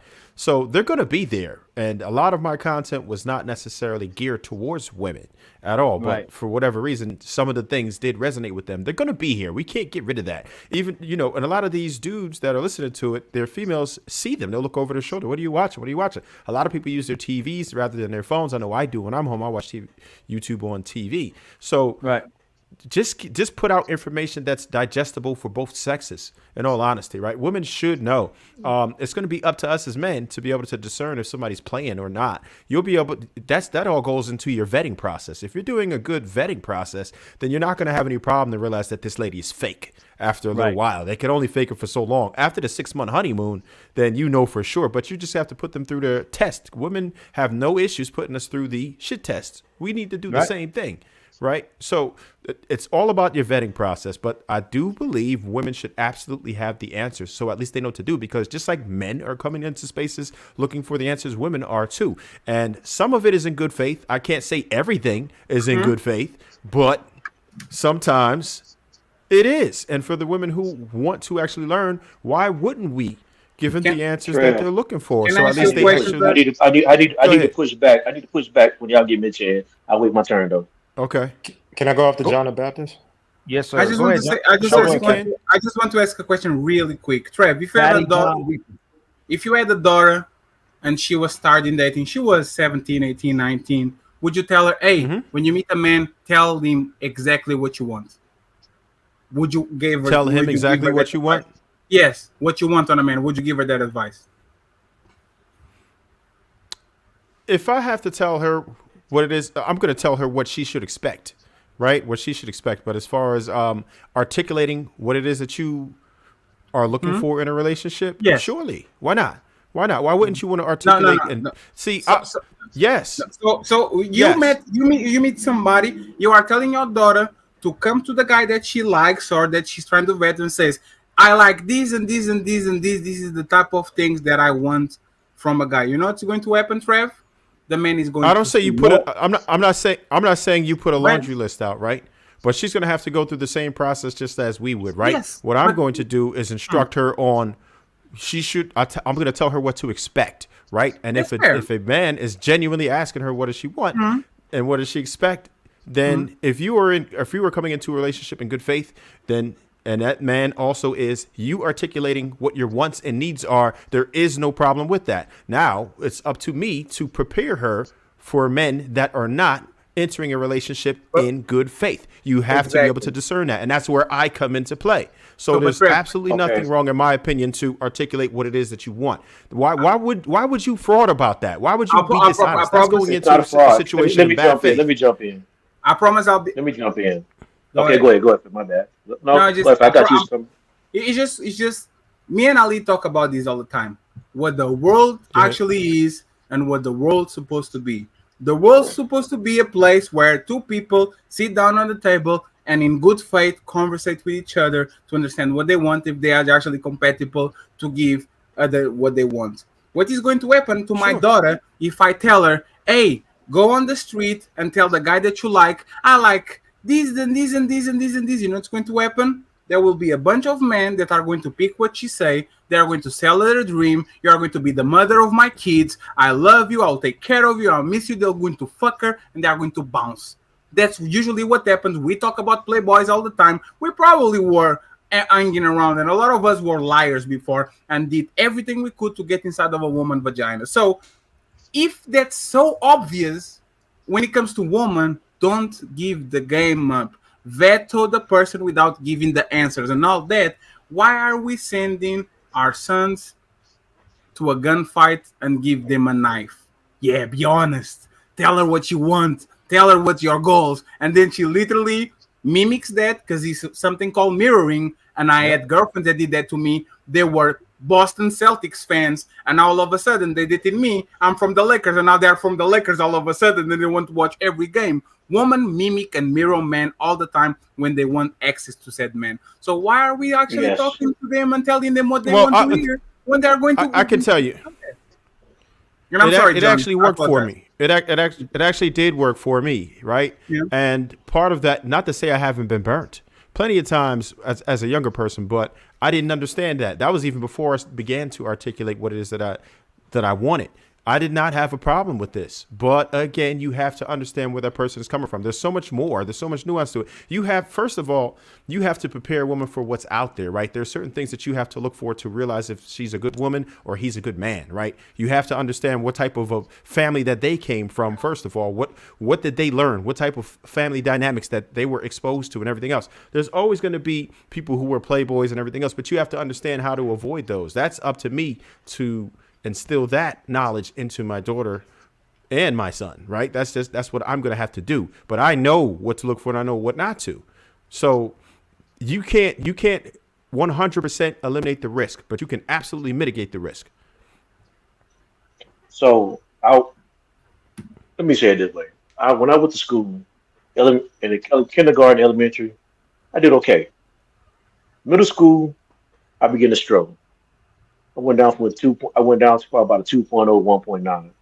High school, I bombed. I probably like a 1.7, 1.8. Graduated, didn't take the SAT, but I wanted to go to Harvard. I applied to Harvard. Harvard didn't accept me. And I felt distraught. Why didn't they reject me? I deserved to go to Harvard. I went to elementary, I went to junior high, I went to high school. I went through all the stages, graduated. Why can't I get into Harvard?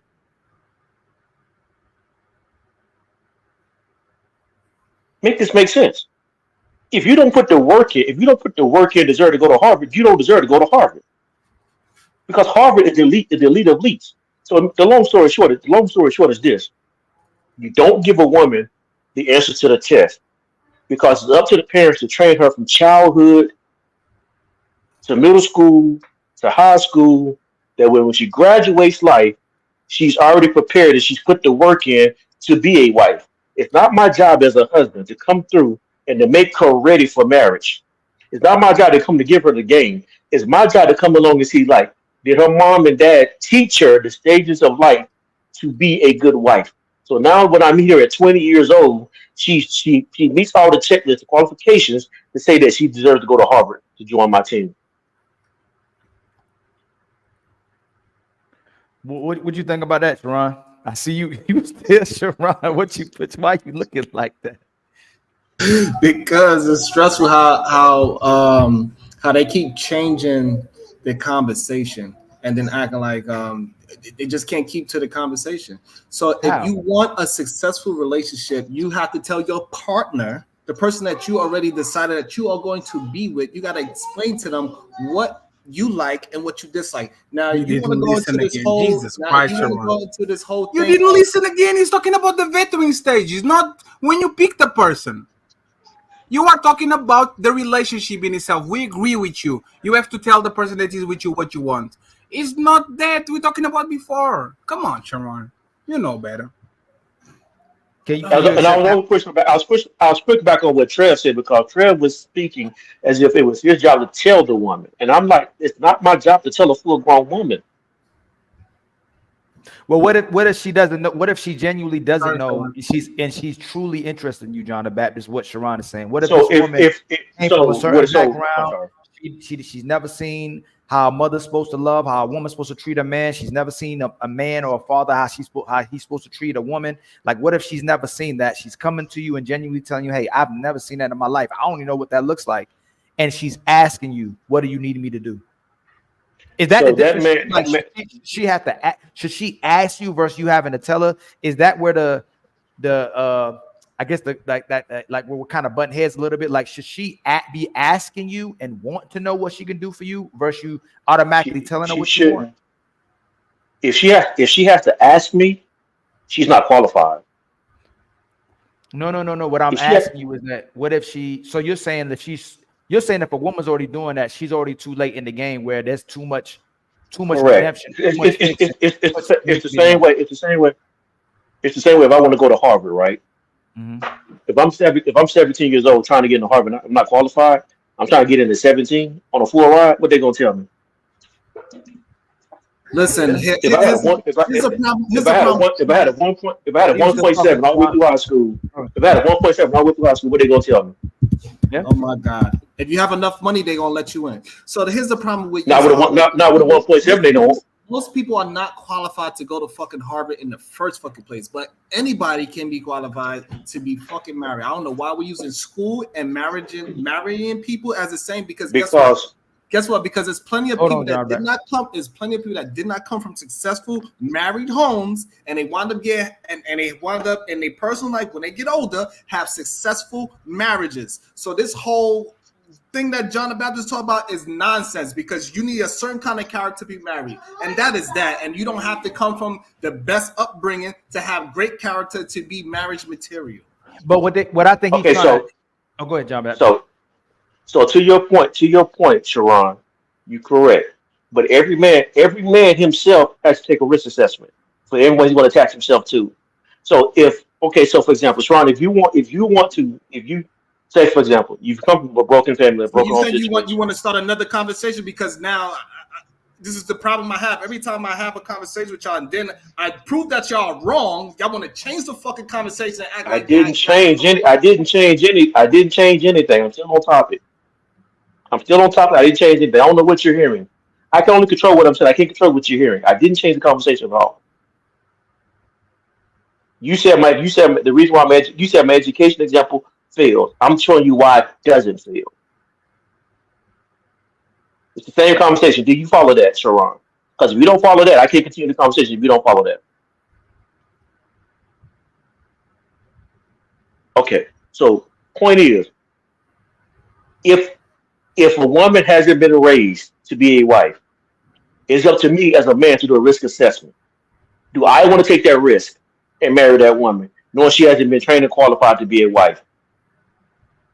If I choose right, I took the risk, I get the reward. If I choose wrong, I get the consequence of the wrong action of choosing a woman who wasn't qualified. It all falls back on the man. Because it falls back on me, the choices and the consequences all fall back on me. So therefore, if I make that choice, it's because I chose to, and I accept everything that comes with it. It's up to each and every single man. So, okay, let me ask you. I'm gonna show y'all two videos. Okay, from both perspectives. It's Ali, John, to be honest with you, what does that mean? What he just said? What does that mean? What do you mean? The shit that John Baptist just said. What does that mean? What did he say that was wrong?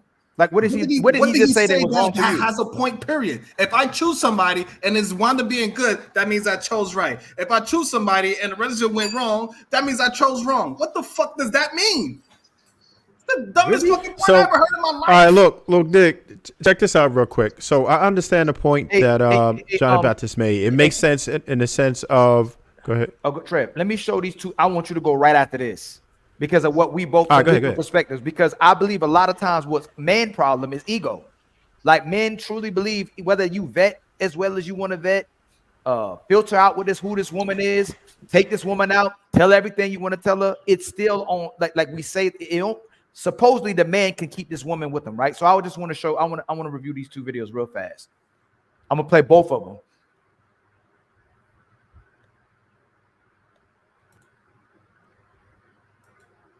A woman named Samantha for 5 years. We got married. We had a 1-year-old beautiful child named Soraya. And she just left me out the blue. And never came back.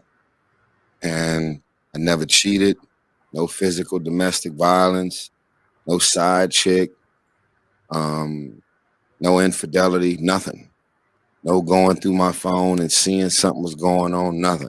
As a matter of fact, It ain't funny, but the running joke is the only other woman I kissed in 5 years was Naomi Harris' forehead in the movie Black and Blue. Didn't even get no lips out of it, you know? So you don't think she ever loved you? I don't think she ever loved me. One more. I gotta show this one more video. One more video. Gotta share it.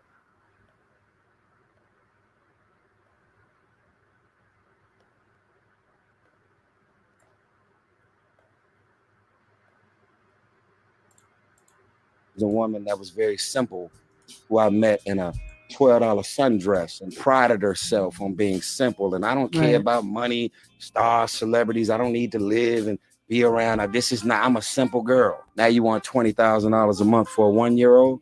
Now you've hired 3 law firms. My prenuptial agreement was so detailed and so extensive. My lawyer whispered, she had her own lawyer to negotiate on her behalf. My lawyer, Tanya Mitchell Graham, said to me, I can't believe you got her to sign this. And I said, well, the reason I got her to sign it is because she said to me specifically, this ain't mine. That's your publishing. Those your cars. It's your house. And if we ever separated because I didn't get in this for any of that, I will sign every piece of paperwork that reflects that I don't want none of that. To then want nothing more than to show nigga that that's all she wants. So this was. So what do you say to that? Even when Fatty was asking, when you give someone the game, or the person comes already armed with the game, what do you do about a situation like that? So whether you tell her the game or whether she comes armed with the game, what do you do in a situation like that? Like the situation, he won. He made her sign the prenup, and it's a wrap. He's paying $20,000 in child support right now. No, he didn't say he was paying. He said she was. He's paying now $20,000. He said, and his lawyer said, "How do you do you know who his wife is?" Yeah, she's got like 350,000 Ain't it followers crazy, for giving dating advice. She's a red Giving pill dating content advice creator. right now. Giving dating advice right now. Exactly. Do you know who I never would have thought that. Sharon? I don't know. You didn't listen? His wife is a red pill content creator giving right. tips to how to avoid modern woman and all that. She's literally doing the same job as everybody else here. But she was the one that all of a sudden she said all the right things to the guy, and the guy said, "Oh, finally, not a gold digger." And then what he got? A gold digger, because she knew for her to get through the door, she just had to say the things that he wanted to hear. Do you see how dangerous it is to actually give the answers? Not after getting married, but before. What? Yeah. See, this is when I'm gonna have to agree with y'all, and I'm gonna say it is the fucking man's fault because he chose some chick walking down the street wearing a $12 dress and expect her to have some kind of coof. What? He chose wrong. Can I He just didn't just choose wrong once. He proved that he chooses wrong because he did it again. So there's not men who which is the very reason. Go ahead. My bad, Ali. My bad. Go ahead. Can I go next after Ali? Oh, yeah, after John. Yeah, John, go and then Reaper go.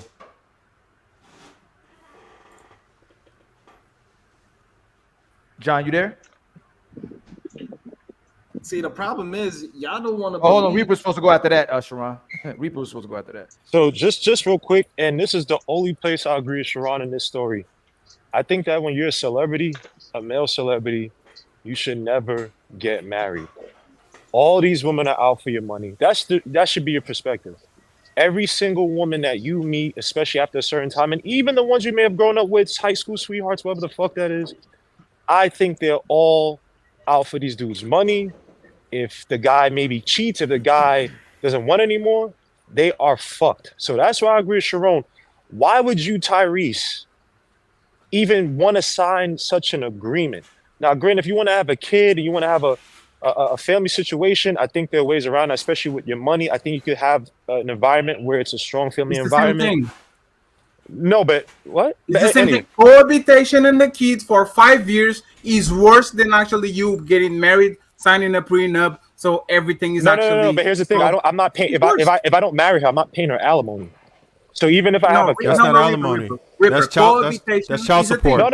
I know, bro, guys. I'm saying if I don't get married to, because he says the same thing, but I'm saying if I don't get married to her, I'm not paying her alimony, right? No, but if I do get, So cohabitation laws don't exist. If a woman says, "I've been living for this man for 15 years. We're not married, but I've been living on the same house for 15 years. We have 2 kids." She's going to get everything. That's not what we're talking about. This is the no. That's what Rico is talking about. No. Yeah, right. You don't. And cohabitation, I think, changes by state. Tyrese and the woman signed something already that says she gets a certain amount, and she got whatever she got because they agreed and they both signed the goddamn document.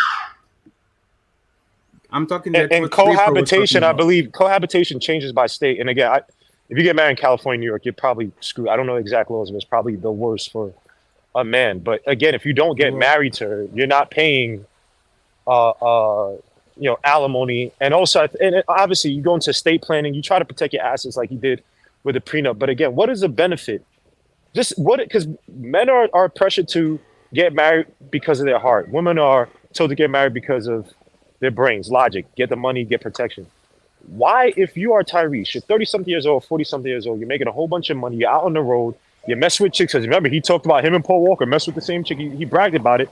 So let's not act like this guy's this, virtuous guy just staying at home now. I'm not saying that. I'm just saying he's fucking. What is the benefit for him to get? And that's why I agree with Sharon. Why would he get married? Period. Why? You put yourself in a bee's nest. No, fatty. You get a. You're asking the wrong question. You asking the wrong question.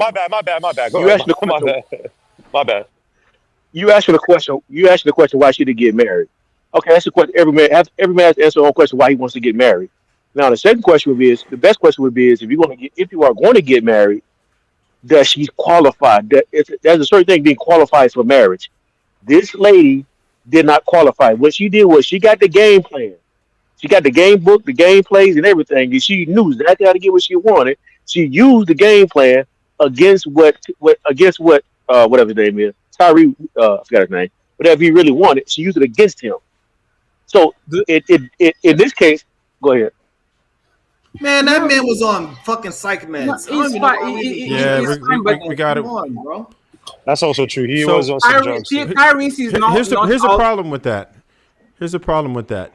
From what I understand, this is $20,000 in child support, right? So it's not about the marriage because I don't think she's really getting anything from the marriage per se, but the child support is another thing. So that means that if you're a celebrity, you just can't have children at that point, right? So the marriage didn't really hurt because they had a Trump-type prenup. So the children is where the problem comes in, right? And we can't gloss over the fact, like Sharon was about to say, right, that he was on psych meds, right? He's done a lot of questionable things he's going through. So we don't know why she decided to leave homeboy in the first place, right? Because he certainly wasn't an angel.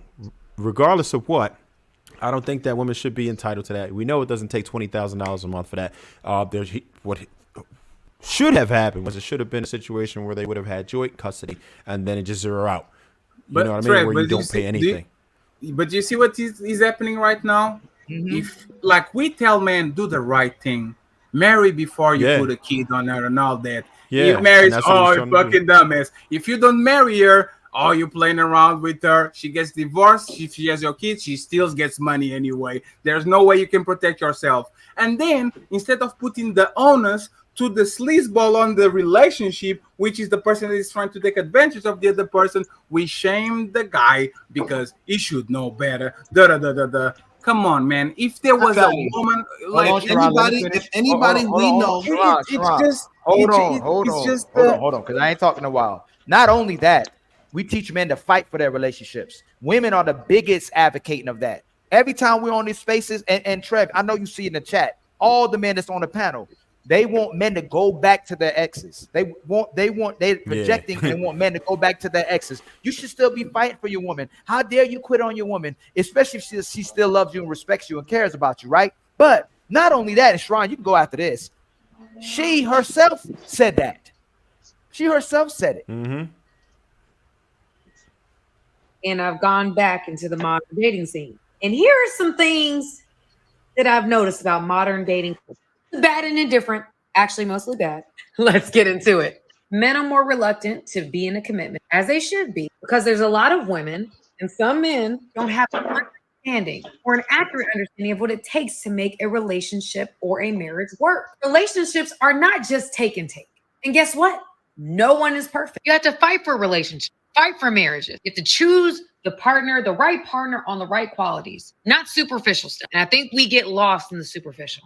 Relationships are not just all about you and your needs. It's about both parties' needs being taken into account. Relationships take compromise. Can't always be your way, can't always be his way. Takes real work. It's not for selfish people. We've normalized toxic behavior. We've made it cute. There's a lot of ego and pride. All right, y'all, let's stop. She literally, what Fatty said. She was talking about red herself. pill points. And she's projecting herself. She wants someone to treat her the same way she didn't treat another man, and the way she expected a man to treat her. She says, fight for your relationship. Fight whatever predicament you in. If he has psychological issues, he was on meds, she needed to fight with her husband. And you said, Sharon, you said that about what marriage entails. It don't just mean what is till death to us part, through sickness and through health, through sickness and in health. You're supposed to stick through with your partner no matter what happens, as long as they're not doing something. That's not what it means when it says that. What is, hey Trev, can you tell me from another married man perspective? Are you supposed? What does that mean when you take your vows? If your vows include to death do us part, it means just that in a literal sense. There is no there's no nuance to that. It's pretty literal. So that means in that sentence, if one of the spouses is beating up on the other one, you shouldn't leave. No, don't do that. Why are we saying come on now? Why are we saying come on now? That's not. Why are we saying when I say something is come on now? This is fucking insane. You see what he does, what women do, man. He uses he goes to the extreme for women. He can't speak about what men do as part of Hey, Sharon, a man is a leader and a woman is a follower. What if your man is an alcoholic? Should I follow him? Like, come on, man. What the fuck are we doing? You know for a fact the woman shouldn't follow a man that is not in his right frame of mind. Good. So we therefore, know that. What are you doing? So that's perfect. So therefore, it is rules for why it's not death to his part. Correct? Yeah, but it wasn't that we know. We're not talking about that. No. Not use it. You're contradicting yourself. Hey, so we both know that it is circumstances that is not death to his part. So don't use it. Hey, Trev, do you see how dangerous? Here's the problem with that. Most men leave, right, at an 80% clip, right? And we know 90% if you're college educated. And the reason listed is almost never abuse, right? It's not that, right? Number one reason for men to leave is because the woman was abusing some sort of a substance, and you know why women leave. It's not because of that. It's not because of they don't use violence. So I'm just saying we should just dwell in the realm of generalities, because by and large, women don't leave for those reasons. So good. So now we on agreement that we should not be using to death do us part. That's a bullshit talking point. Let's not use that shit. Do you see how, hey Trev, do you see how he conveniently talks about honoring and the importance of marriage, but then he uses whatever caveat he wants, the worst case scenario, to invalidate marriage, and only for the woman though. He's saying what the one man can do. First of all, I said spouses. I didn't say for a particular gender. Okay, so what can a woman do to a man? What can a woman do to a man? That's the part we were talking about. Use my words. Don't use what you assume to me to say. We were talking about Tyrese getting married to a woman where she demonstrated all the qualities of a great woman who either knew what it was to be with a great man or followed the script. And then she left him for what she said she wasn't with him for. And it was his money and for child support, to get child support. She divorced him. And if you want me to keep going through other videos, she cannot list no reason for why she left him outside the fact that they couldn't work it out. She will not give details on why she broke up with her. But then what Fadia say, she's in red pill. She uses red pill talking points to say the very thing that she couldn't do. She tells people to fight for relationships and stay dedicated to your relationships. Well, then it sounds like let me finish. Right into the red pill space because a lot of these motherfuckers on the red pill space. You don't like when nobody just does ask that, right? Sharon, Ali. Just ask Sharon the direct question. Do you think she's a hustler? Because what you're trying to do is trying to say that we get it. Yes, Tyrese is an idiot, whatever. But what is she a bad person? Yes, she's a bad person. She's a piece of shit. She's a hustler. Before that, all the men on the panel agree. If you put your hands on a woman, that is justifiable to leave him. Absolutely. We all of us agree with that, correct? Yes, of course. If you're doing anything against her will, anything that's detrimental to her, we believe that she has every right to leave. So everybody already agrees with that. Why did you go there? I didn't use the woman. I said spouse. No, I said the spouse. So therefore, on this situation, you're being disingenuous. On this situation, you know what you're doing. If that woman is kicking your ass, you have every right to leave that guy. You know exactly what but you're Sharon, doing. all right, Sharon, but directly, come on, bro. Can we all agree that woman's a piece of shit? That Tyrese should have chose better. We can all, whatever. We can argue that. But this woman's a piece of shit. I have no problem with saying that. Who faulted is Sharon? I have no idea about their relationship. I've never seen that woman. I didn't even know about their situation. So I have no idea. Hey, if a man separated from his wife and did this, there's this fault. He does this. Hey, Trev, he does this all the time. If the man was wrong, immediately that dude is weak. He was a horrible leader. He should have vetted better. When the woman's wrong, I don't know. I don't know the whole situation. I don't have the data. I don't know the data. I don't live in their house. I don't live in their house. I don't live in their household. I'm not in that brother's Ali, but you know what's funny? He passed judgment when we're talking about Tyrese. You see what's funny? Did you met Tyrese before, Bracy? Yeah. Yes, exactly. This is Oh damn! Checkmate. This is what I could absolutely say. Look at him. He's smiling. Checkmate. Here's what I'll say. If this woman actually practiced what she preached, right, then I could not see a possible way of them being divorced at this point, right? So I definitely get grifter vibes from her, absolutely, because I don't think that if she behaves in the manner that she's telling all these women to behave, that they would be divorcing right now. She's an opportunist. Yep. She's and what she did is the Can y'all help old man out? What does a grifter actually mean? Grifter means that you are doing something not because you actually believe it, but because there's a monetary, like for example, if I'm a you fronting for money, you're faking like you support a cause. And all of a sudden, I want a job from CNN, so I go to CNN and I start to spew liberal shit that I actually don't believe just because I know it's going to give me money. That's a grifter. Like, hey, John the Baptist, here's an example to help Fatty out. Just think of Mr. Let Go. Mr. Let Go don't believe in half the shit he does, but I don't know he if does that shit to make money. Mr. Let Go is confused. Yeah, I don't know if he's a grifter. I think he's just confused.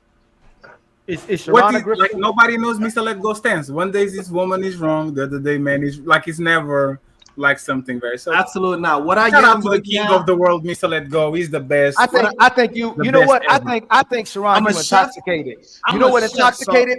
I think you intoxicated. You know what intoxicated means? Are you intoxicated as well? Are you? I'm not. I'm a Christian woman. I support the gays. Like whatever you want to do, just say it.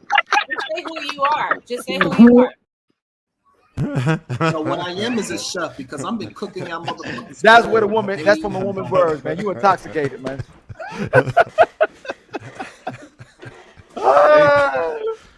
Hey, Fatty, did you see that episode, man? No, I need to actually catch that a little bit more because I'm very tired and I didn't even start actually going to the gym like that. So I don't know. Hey, Fatty, please, sorry to digress. Fatty, please tell me you finished watching Snowfall because you're gonna have a lot. I need 2 episodes.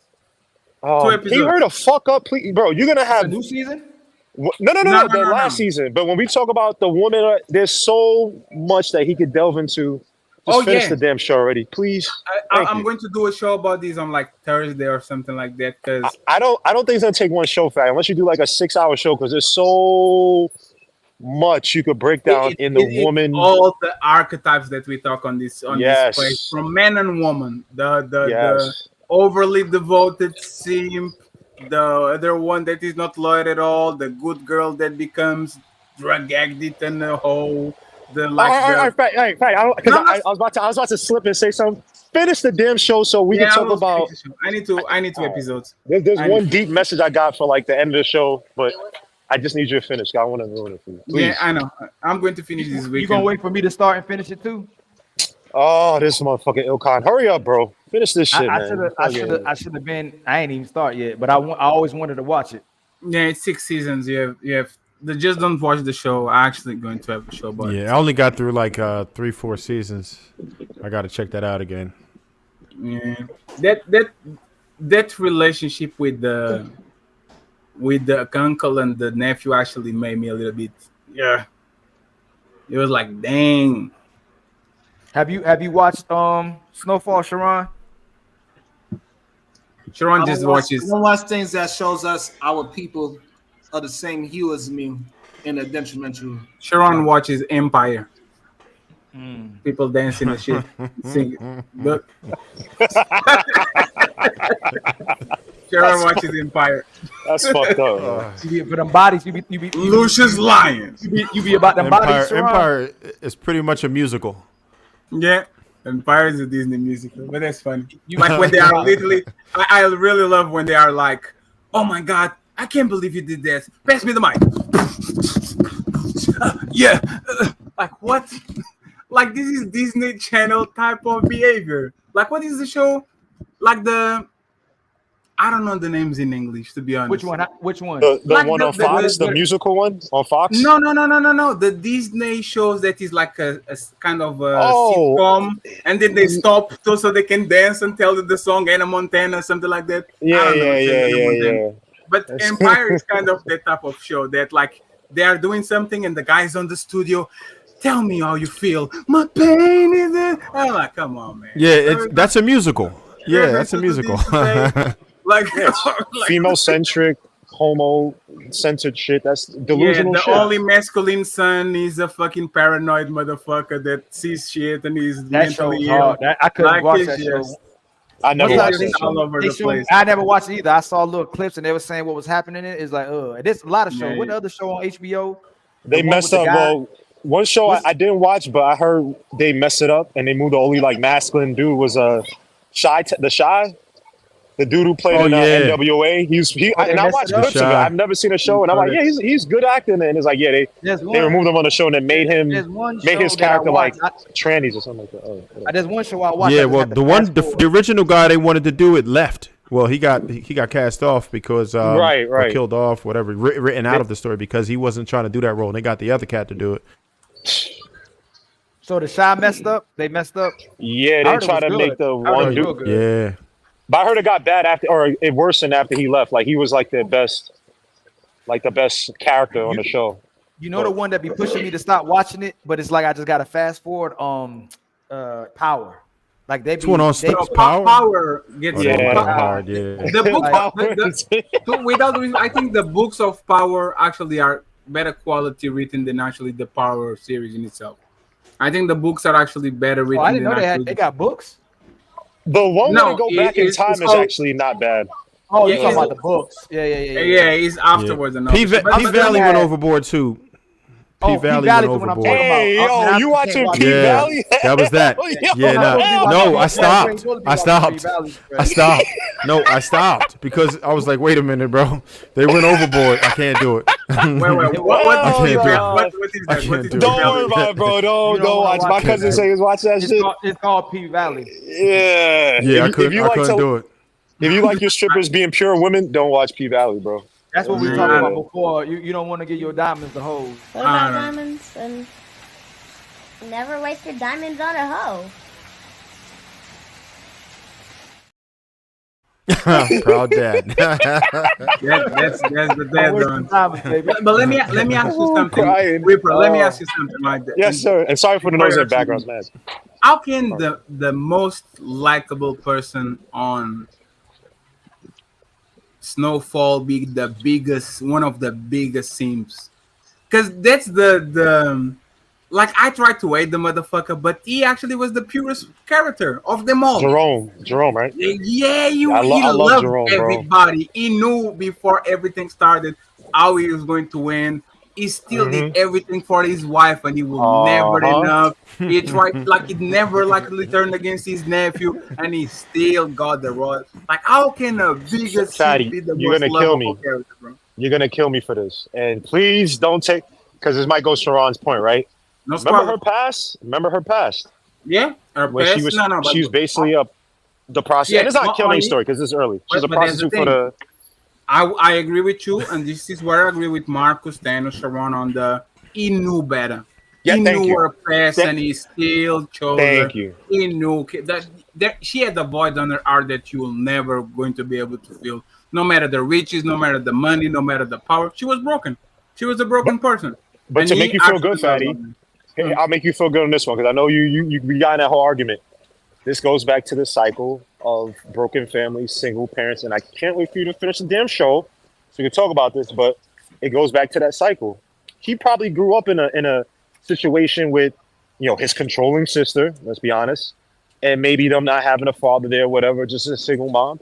And a lot of men grow up in these chaotic situations where that becomes normal to them. It's normal for them to simp for an ain't shit woman, so they don't know how to discern, at least early on, how to pick a proper woman. They think that a woman treating them like shit, talking to them like anyway, controlling their shit, they think it's normal, right? And I forget who said it wasn't he Christian said Murder, it.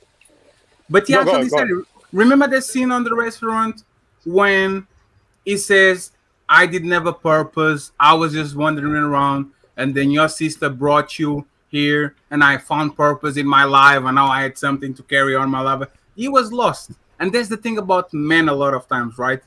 We don't have a higher calling per se. We just try to survive and go out through the world. And then you put a kid on this world. And now we actually get the drive. Ali says this all the time. I'm sorry, Ali, for putting your business out there.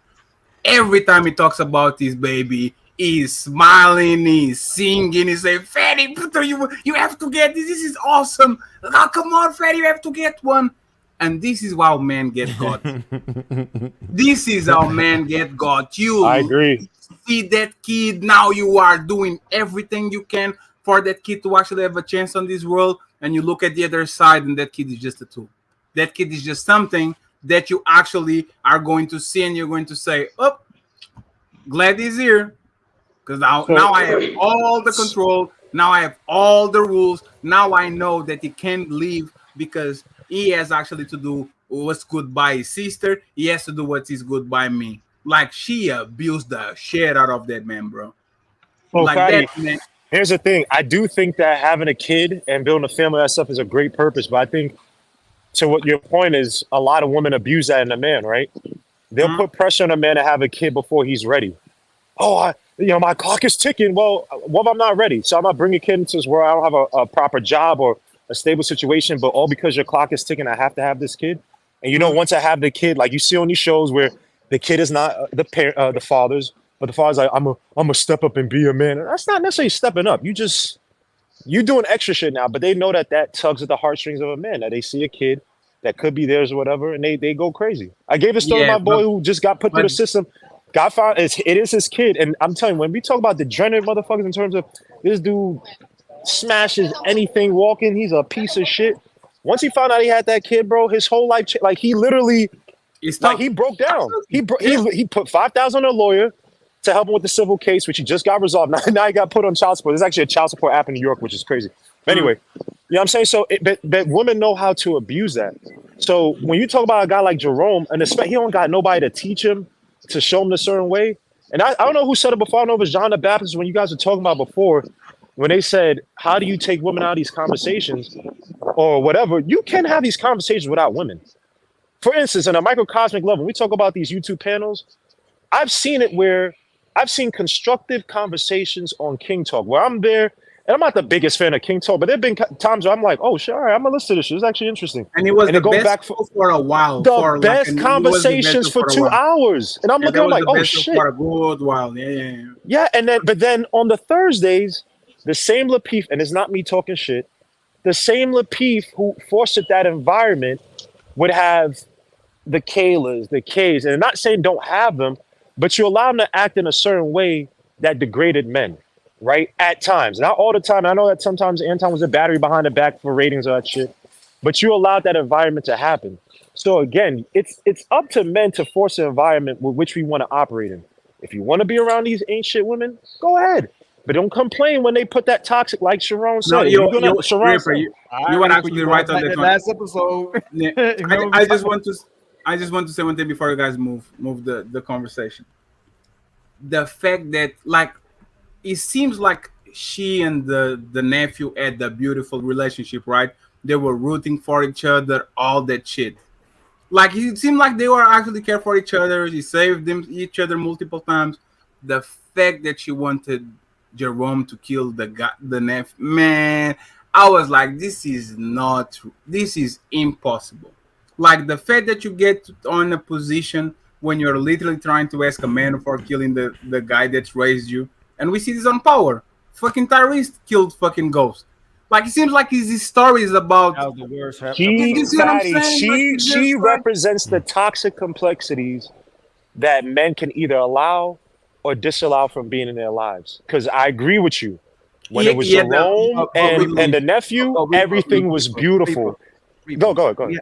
We've had this. She's a piece of shit, by the way. Ilkan, before you go on, don't kill me. She's one of the most annoying on the show. I hate her character. If I see her in real life, I'll be like, "You're a great actor," because I hate you. I hate you still. Hey, Reaper, where women, okay, so women discuss the same place where men are coming from, where they say they probably have certain dealings with their mother, they have certain dealings with their father, and then you see we live in a society where women don't get fat shamed, don't get slut shamed, don't get LGBT shamed.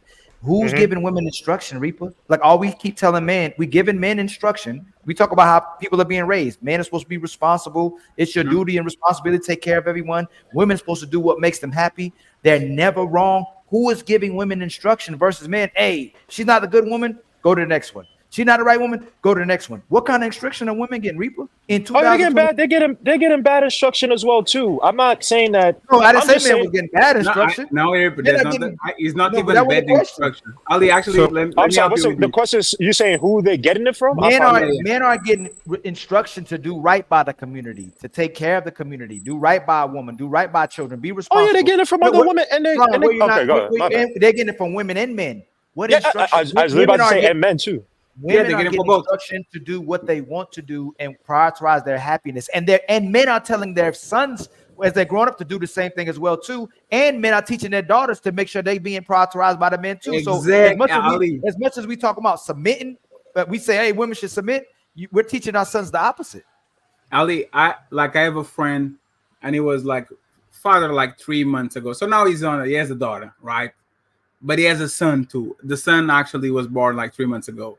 So I saw him posting something like, I will raise my son to respect women and to treat him like this and like that and like this and like that and like this. And then I said, hey, bro, that's actually pretty like noble of you. What are you going to teach your daughter? Oh, for her to protect herself from douchebags and for this. I was like, damn, Mama teaches the same thing. Of the problem. The mother. Yeah, it's not just single mothers. Like you are literally a man. And you are literally raising two different people. You are raising your. I hate to agree with Fatty, but Fatty is 100 right on this one. Married men are the worst. Married men with sons and daughters are the worst in the world. I hear this coming on these panels. Everything Fatty just said is 100. Most men teach their daughters to be strong and independent. They teach their sons to protect them. Jay Prince. Jay Prince was like, Ali, remember when we were at the Black House? And Jay Prince would say, oh, these women are too independent. They need to know our submission and da-da-da-da-da. And we say, hey, Jay Prince, what are you going to teach your daughters? To not depend on no man. Hey, Reaper, real quick. I wanted to go back to a point that you made a moment ago about, keeping women out of the spaces. I think it's important to sometimes have women's voices or in faces and just feedback, because that dialogue is what can help men and women improve. Because I mean, we can all get together, and fortunately in this particular space it's not an echo chamber. We all are voicing different opinions, but a lot of times it is, and sometimes you need that contrast just to get their perspective, because sometimes we don't even know. And even if it's not just us on the panel who might be more knowledgeable because we into this and we study this, but even the audience, which is who we're all really doing it for, right? So many people can learn with us, from us, and everything else. So I do feel like it's important for women to be a part of the conversation. That sounds noble, right? So I'm gonna give you an antidote to that. It's like, so in a poison snake bite, they actually put a little bit of venom in the cure, and then your body fight against it. A little bit, not a lot. If you put too much, guess what's gonna happen? You're just injecting more poison. Anyway, yeah. And so that's what's kind of happening on YouTube. Yeah, a little bit. Yeah, you need a couple women voices every now and then. You need women that agree. You need a couple women that's going to disagree. But what's happening is you start to see too many panels put too many women to disagree, and it's becoming poisonous. It's not a cure. Let me shout out the chat real quick, man. Thank you for the 100 people that's rocking with us. Please like and subscribe. I also wanted to shed light again, if for anyone didn't know about the memberships that's still being offered on the channel. The first one is the I'm Untouchable membership, which is the members only live chats, member shout outs, member only chats. And then there is Divine level, where you can connect with me on social media. And if anybody who already did it, man, if I haven't connected with you, please let me know. And also the demigod, I'll do virtual collaborations as well with you, depending on if you want to come on my show or I'll go on your show. And with the God body level, I'll do real estate mentorship as well too. I'll teach you how to buy and sell property with $0 down, teach you about transactional funding. So if you want to be a member, I'm more than happy to have you come on board. And I'd love the support as well too. If you can do it, if you can, I understand as well too. But I still want to start doing some kind of show on real estate on here as well sometimes. But with the level 4, I will be mentoring people on real estate. So I just want to shout out everybody who's rocking with us. 102 people now that's rocking with us. Shout out to you. Please like and subscribe. And again, please hit the like button. We're at 103. I think there's only 80 likes. I think 80 likes. Please, if you can, please hit the like button. I think we're at 84 likes. So that's not bad. But if you can get up. And again, thank you for every dollar. Thank you for all the support. Thank you for everyone being in the chat, everyone rocking with us. We're gonna rock out for about maybe, man, I think 10 more minutes. And then I may be back later on. I'm not sure. Fatty may go live too. I'm not sure as well too. But thank you again for your constant support as well. And again, every dollar that you pour in, I know you work hard for the dollar. But again, if you can, please support the black man.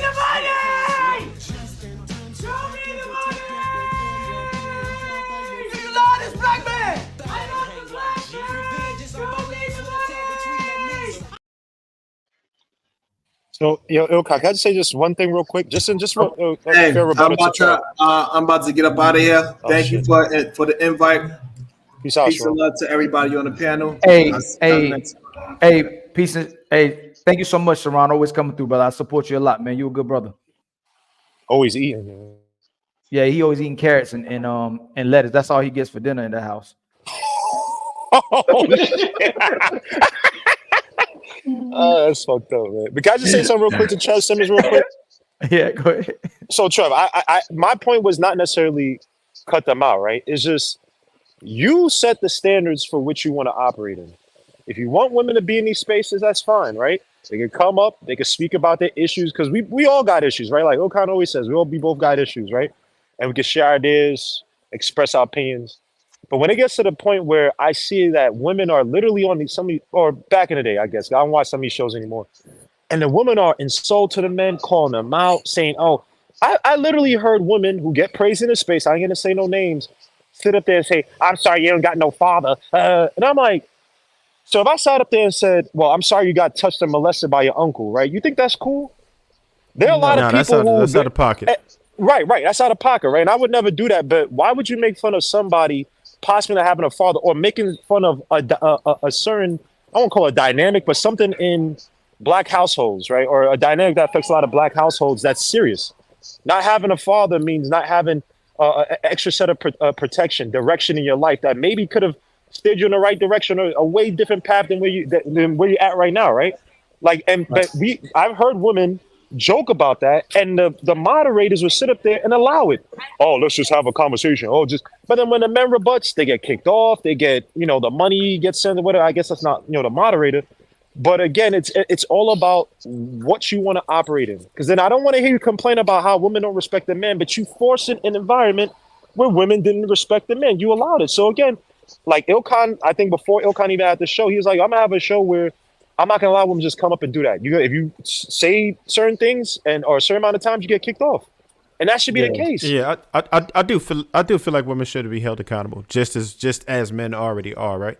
So no disrespect should be allowed on any space. You know what I mean? Not even just here, but you can't. You have to be able to have a civilized discussion, right? Certain things you just have to regulate. People shouldn't talk over each other. People can't get disrespectful, and the insults should not exist, right? And it's up to us, moderators and all, to just police that. You can't allow it. When it comes to the conversation of having women on panels, let me just ask a question: do we as men want an equal representation of men and women on these panels? Is that what we're shooting for? That men and women are equal? No, not just in what sense? Equal representation on these panels. Equal point of view. No. We want equal point of views represented. No. I'm definitely not saying that. No, not in men's spaces. If there are places that want to do that, cool. But you're in a men's space at that point. But just to shut it out altogether would be problematic. But I think you should have some input sometimes. Not. And I'm not going to say what the exact percentages would be or anything, but I think it should be majority of men being able to conduct conversations. In this current environment, in the current day that we live in, the time we live in, I would say if you have more than 5%, you have too much. I think what we need to see is for women to express. I want realistic, like real life. Like sometimes I think it's vital that either whether it's Lapeef, whether it's any show. I think even here I'll let it ride for a little bit to see what we're talking about when we say the way women can conduct themselves. And it's vital for women to get pushback. And it don't have to be necessarily negative pushback. It needs to be positive and constructive pushback. But we need to be able to acknowledge what women are saying or what women are doing, because women already got spaces. Women got talk shows. Women got TVs. Women got everything that's catering to their world. There's nothing that's catering to a man's world. Typically, all we got is sports and maybe some music and entertainment. But you don't have sports. You don't have sports. You don't have sports. You don't have entertainment. Just take that away. You don't have it anymore. What do you mean by that? So, like I said, if you got 5%, you probably still got too much. So, like in football right now, for the past 30 years, I've been saying this. Football, they've been including more women as announcers. They're trying to get more women. They're trying to get more women into the locker rooms to do interviews. And then when they get women get interviews in the locker rooms, they have to deal with this with men and what men are doing in the locker rooms. And then if you look at what Carolina Panthers just did I think last year, they now have a tranny that's a cheerleader. So we had to do spaces. North Carolina, that's my state. We had to do that. Oh, yeah, I'm in Carolina. I'm in Carolina too. I just saw that last week. I saw that last week. It's ridiculous. And so even basketball's doing the thing. So men, you don't have sports. You don't have entertainment. There's nothing that a man has that's sacred to a man anymore. You cannot be that. That's basically a man can be a man. That's why I say you don't understand. So you guys, right. But then you going into that space would be sexist, or there'd be something issue with you taking another space in the WNBA, or even with if we were talking about we want more men to be nurses, men start talking like, hey, you being sexist. What are you talking about? Like if it's a man's space, let it be a man's space. We don't already have that many spaces, it's just something that men do. Like, and I don't understand. I see what you're saying now, John the Baptist. I was thinking about that as well too. So you're right about that. It's like it has to be, they're forcing it. And if you don't do it, then you're being you're discriminating. Just like when that time when who was it? What's the quarterback name for Panthers? I already forget his name. The old quarterback for the Panthers. The black quarterback. You talking about Rodney P? No, man, he said or you said the old quarterback. Not that old, man. God dang, Cam Newton. Cam Newton. Remember when Cam Newton was talking about the plays with some reporter? And he's like, man, yes. They made a whole big thing about it. I don't want to talk. I wouldn't want, and it's nothing against women. Like there's things that women have that I don't want to be a part of, and they have every right to talk about that in their own privacy. I don't want women in our plays and talking about plays as well too. And it'd be hard to take it serious, Yeah. Women act like that men are not men. Let's be real. I mean, well, it's actually to see this now because men are not actually men anymore.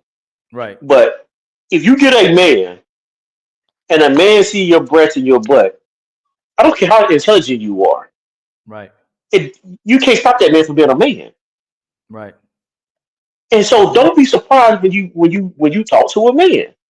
And now, and it's hard to say it because now we actually create a space where women can be surprised when they see a man, and they hold it against men for being men. Right. They actually surprised when they used to talking to feminine men now. Right. Right. I agree.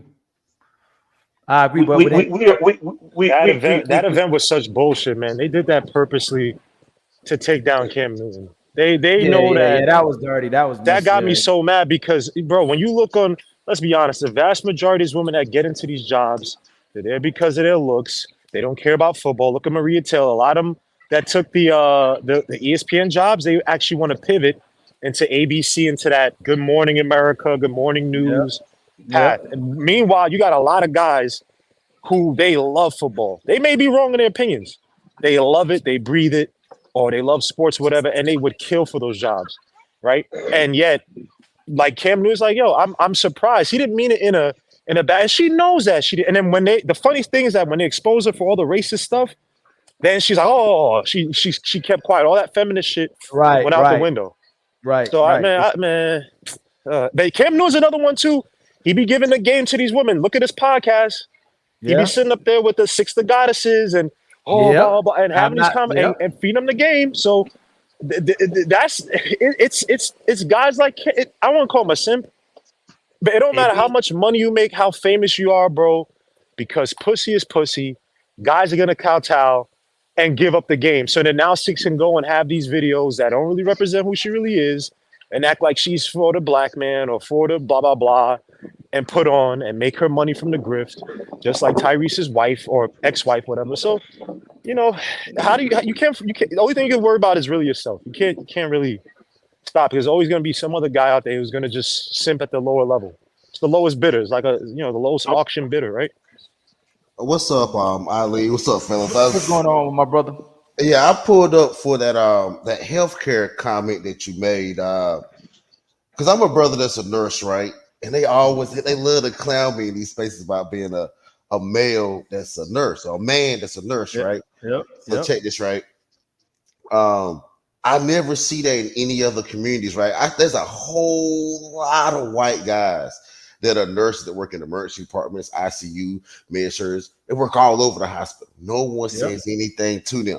There's a whole lot of Asian guys. No one says anything. Not every Asian guy is a doctor or a physician or a surgeon. There are a lot of male nurses that are Asian guys, Hispanic guys. But when you're a black guy that's a nurse, you have to work either in the ICU or the emergency department. That's like the only places that you halfway get some respect as a black male nurse. And of course, I work in the ER, but I'm just saying, I just see the dynamic. And if you work anywhere else, they call you soft. I was on the panel last night, and women were talking about urinary tract infections. And they tried to say that men had more urinary tract infections. I said, that's not true. What? At all. That's crazy. That's not crazy. true at all. Then when I tried to like medically tell them why, oh, you lying, you don't know what you're talking about. Then they tried to like play my credentials, play me for a fool. Look, I've already did all the schooling and testing that these people want me to do this job.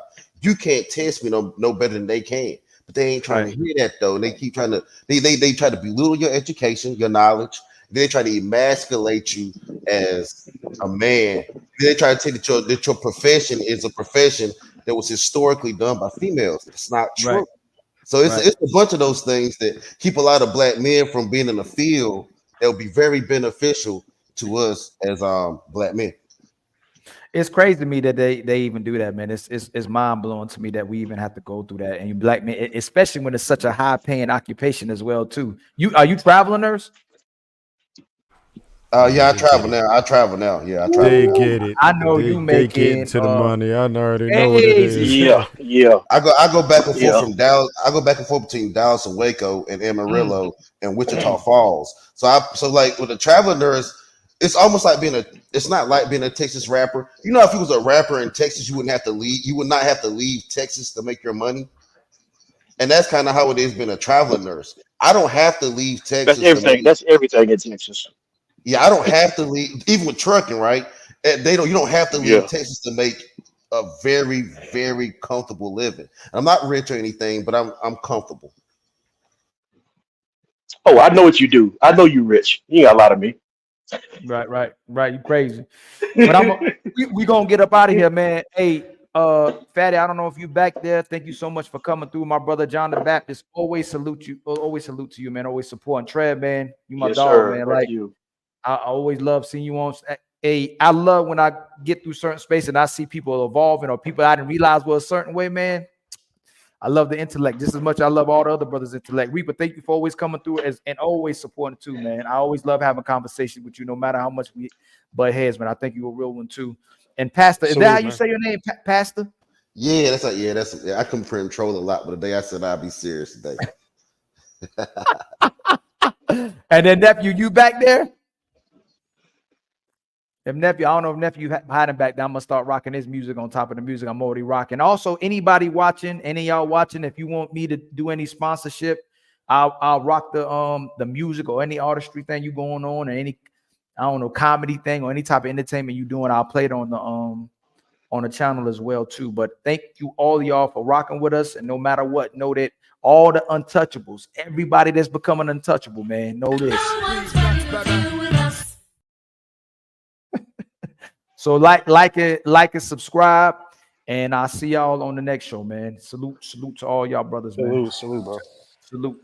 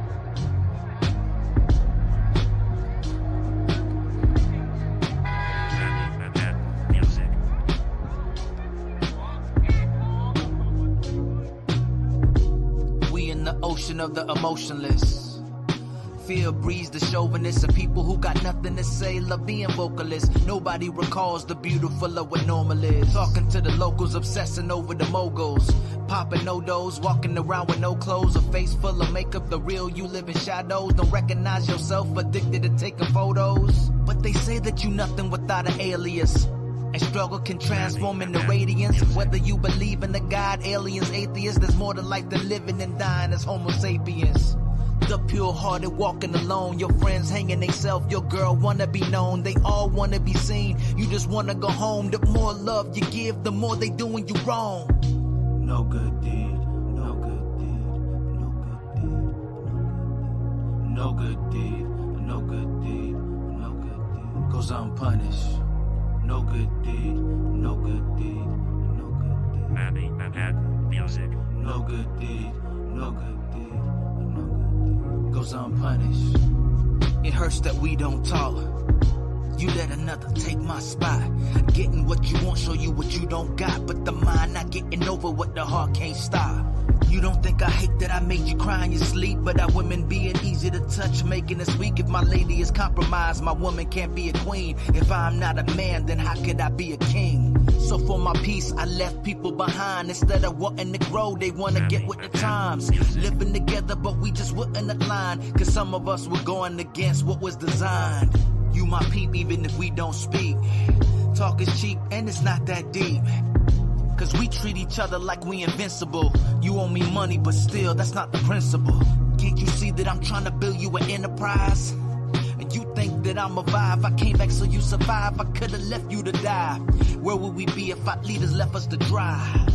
I try to put you under my wing, and both of us wanted more than we could bring. Maybe it wasn't us, but the world pulling the strings, cause having you around to me was everything. So keep your third eye open and don't look back.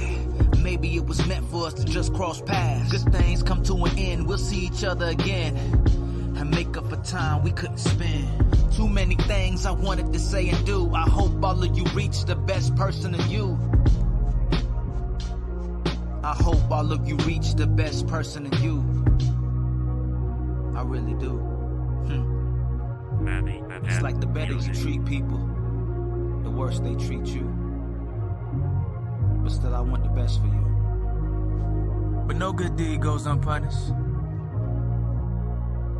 It's timeless.